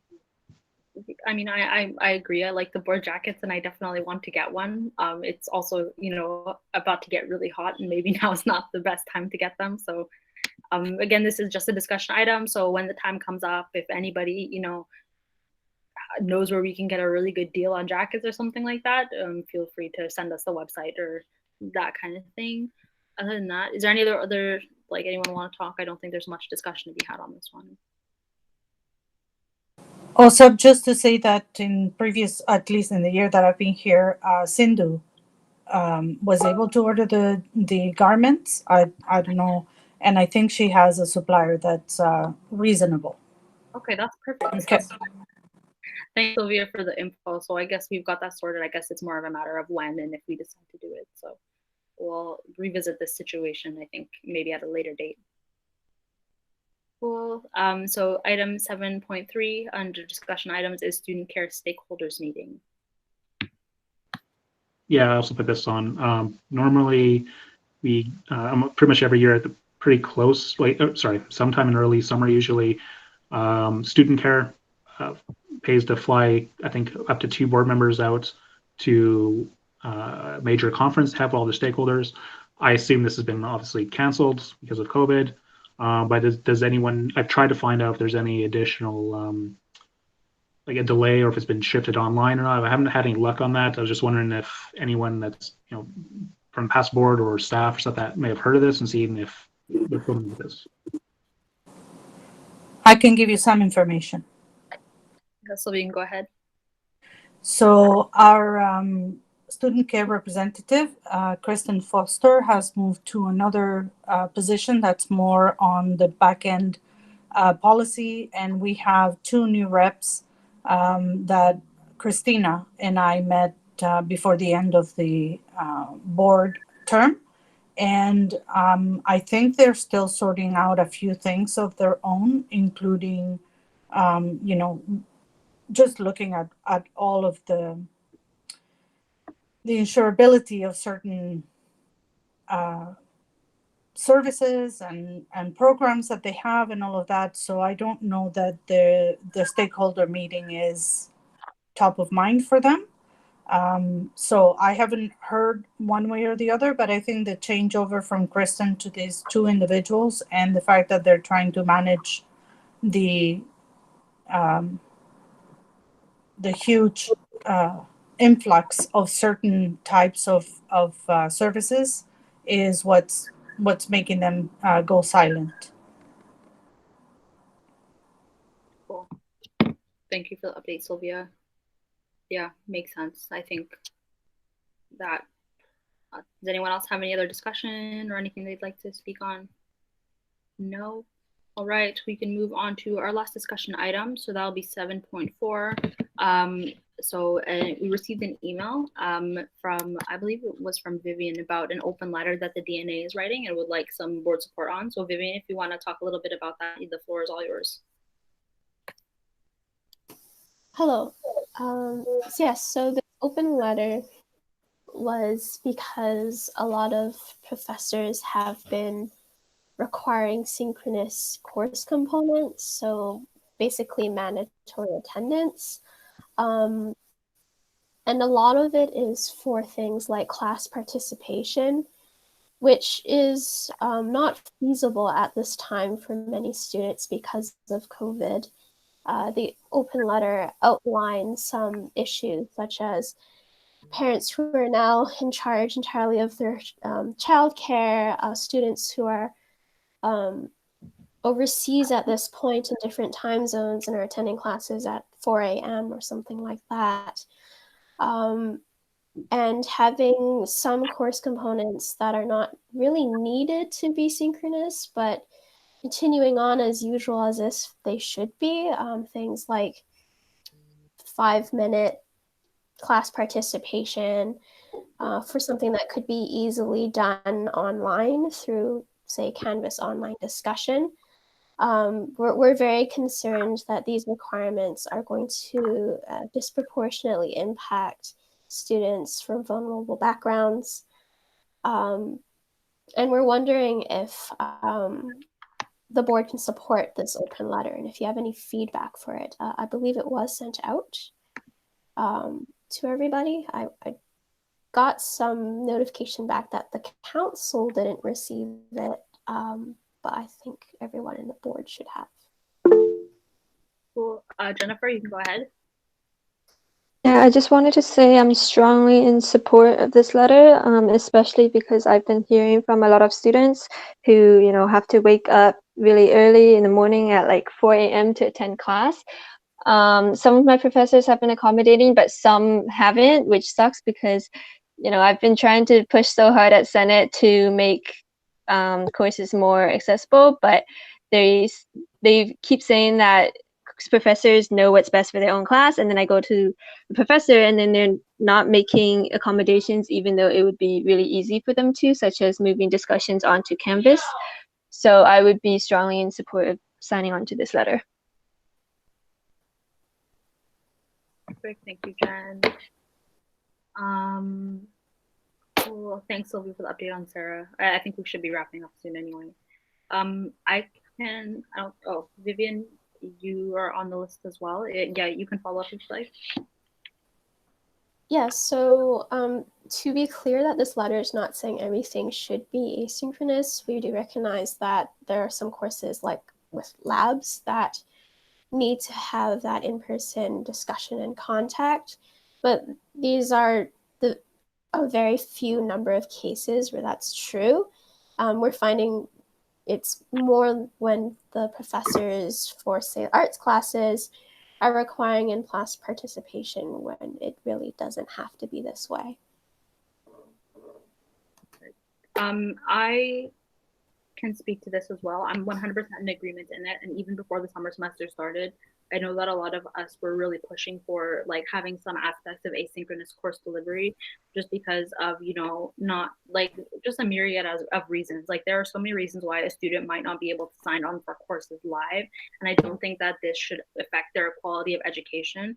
And then especially like, having live classes and then not posting lecture recording afterwards, I think is even worse because it's a very low barrier way to make the course information available to your students. And that, even for me, like my Wi-Fi keeps cutting out now. What do you do during class when your Wi-Fi keeps cutting out? Like even the most simple, problems that affect everyone are not even being considered, let alone the impacts of students with disabilities or students who, have other issues that they need to attend to during like those hours or during any hours of the day. So I'm very much in favor of this, and I will be happy to sign on to this letter. Yeah. Buckley, are you on the list? I think Corbett was first. Okay, Corbett, you can go ahead. Thanks. Yeah, I'll be short. Yeah, I'm in support of this list as an incoming student senator as well. I'll be happy to push for more options, more flexibility, especially as where I can. Thanks. Thanks, Corbett. Buckley, do you want to go ahead? Yeah, I'm more than happy to sign on to this letter because it's really important that we, while we do serve in the interest of all students, and there are different groups more disproportionately affected than others, and you need to take everyone into consideration, and everyone's different lives. So removing like artificially created accessibility barriers is just a very easy way, or at least advocating to remove it would be very easy for us to do as a student society, and it's our responsibility to do so, to advocate on behalf of students. Thanks, Buckley. Who's next? Wei-Chun, do you want to go ahead? Yeah, I'm in favor of signing on this letter as well. I think right now more than ever, we need to be accommodating students as much as we can. And this is really a low barrier thing to record a lecture and post it online on Canvas or anywhere. So I fully support this this letter, and that I agree that we should sign on to it. Cool, thank you, Wei-Chun. Matt, you can go ahead. Thank you, Vivian, for bringing this letter forward. I'm really in support of it, and I do agree that there's a lot of people being disproportionately affected by COVID, especially with classes, and we need to consider, the barriers that are already put in place for a lot of students who are being affected by this, let alone their classes. There's already enough stress, and there's already a lot of things that are going on. We have precarious lifestyles, let alone our jobs and other commitments that we may need while balancing classes from remotely. And I think it's important that we acknowledge that everything right now is difficult. There's a lot of stresses that we need to talk about and, normalize those conversations on supporting each other and advocating on these issues, because it's really important that we acknowledge the stress, the collective stress that students are facing right now, especially, it's important that we're taking classes, but, our mental health and, support that we need to give, I feel like is equally as important as that. So thank you. Thanks, Matt. Gabe is next on the list. Gabe, you can go ahead. Thank you. And I'm not sure what I can say that hasn't already been said, other than I agree wholeheartedly with everything that's already been said. I think that I get quite frustrated when I hear of situations where professors aren't being very accommodating, because such small things can seriously help a student right now during this hard time. And I do not agree with the university stance right now of let professors and department chairs make the decisions. I think there needs to be more of a centralized, unified, you know what I'm trying to say, centralized, unified action toward trying to make sure that students are heard and that we're managing stress in a good way. So I am totally in favor of signing on to this letter. Thank you, Gabe. Let's see, is there anyone else? Can I ask a question, please? Yes, go ahead. Do you know why professors are being so reluctant to make such accommodations? I know for a course that I'm in personally, there's a prof who doesn't want to put up course recordings because they feel that students won't attend class if they don't. I don't know why that's an issue, to be entirely honest, because a lot of students do still attend because they enjoy the live portion of class, but it also provides for students who can't. I don't know the exact reasons, but Vivian, you're on the list. Would you like to speak as well? Yes, so there's been a lot of excuses being given by profs, and I do call them excuses because none of them override the right for us to have access to our education. There's been, oh, I'm concerned that people won't attend class, while at the same time not recognizing that for some vulnerable students, this is not a possibility. It is not okay to make their grades reliant on this in-person participation because they're, sometimes it's their own family members' lives, their own lives that are at stake, and their own livelihoods that are at stake. A lot of us are under financial pressure. A lot of us are now having precarious employment and home lives. Another common thing is they just don't want to change. It's just a reluctant to change. They're still operating on the assumption that as long as I have it through Zoom, then it's accessible, and that's not correct. Because of all the issues with Wi-Fi, because of all the issues with people in different time zones, all of these issues with people not having reliable access to computer tech. To name a few, there's many, many more. One thing I did want to, why I asked to be put on the list is, I did want to ask if the board is going to sign on as a whole group or just as individuals, and if there are any other commitments you can make to further amplify this open letter.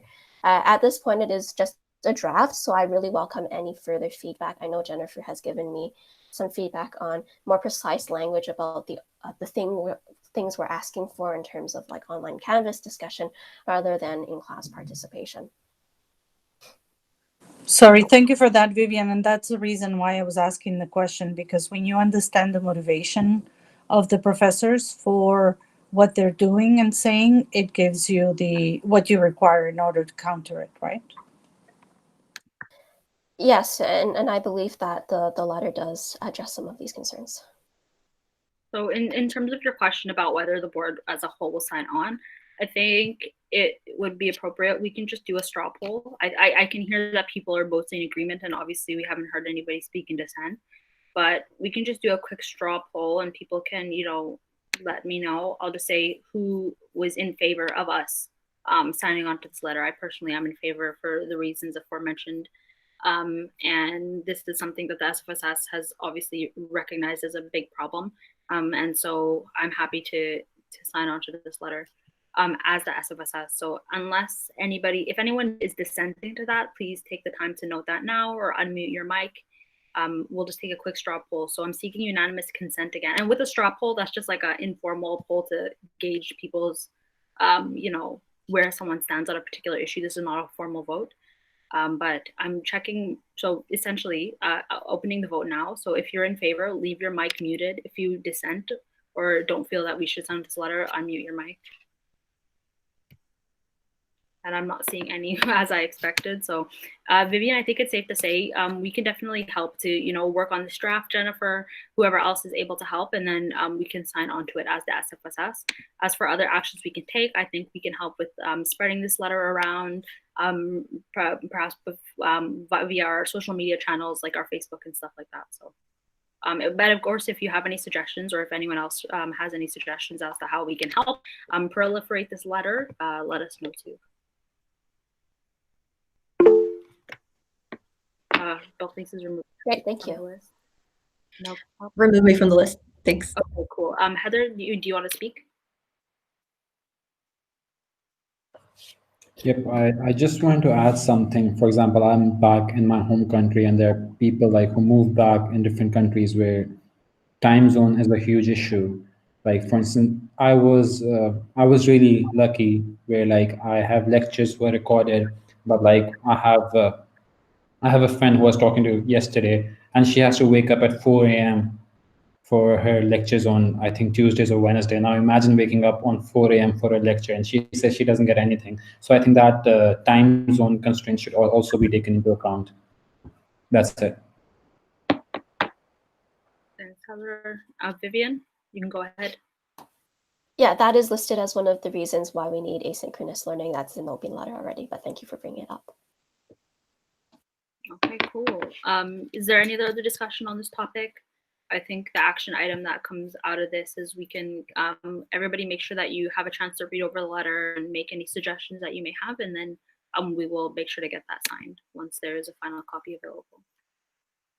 And thank you again, Vivian, for coming. I know the time that I quoted, we might be at discussion items was completely off. So I hope that we didn't make you wait too long, but thank you for bringing this up to us.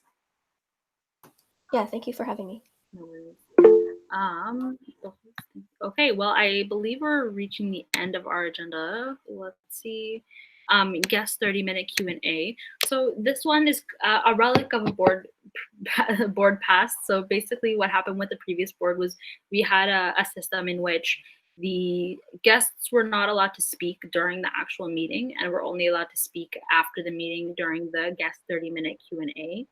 Of course, we can have our 30-minute Q&A now, but I don't anticipate there's going to be many questions because there aren't a lot of guests left in the call. And the peak has already left, but I'll make sure to follow up and let them know if they have any questions, if they can forward them to us. But I think if the board is agreeable, maybe for future meetings, we can keep the guest 30-minute Q&A, but also allow board members, non-board members to speak during meetings. I think a normal practice usually is to give precedence to, or to give priority to board members to speak first. So board members to speak first, and then any non-board members can speak afterwards. So this can, be a discussion that we can have, but I think personally that there's no need to have a guest 30-minute. We can have our guest 30-minute Q&A for the peak to ask those questions and stuff, but I think students should be able to ask those questions.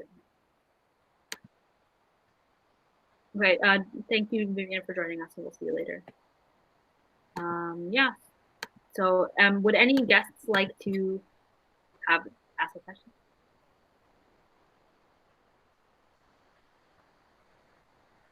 I don't see a ton of guests.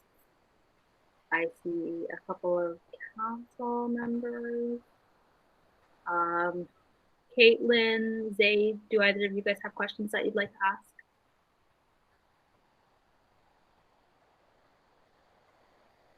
I'll take that as a no.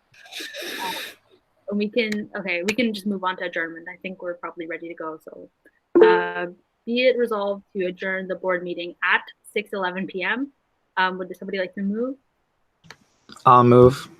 Gabe moves. Would somebody like to second? Someone Second. All those in favor, seeking unanimous consent.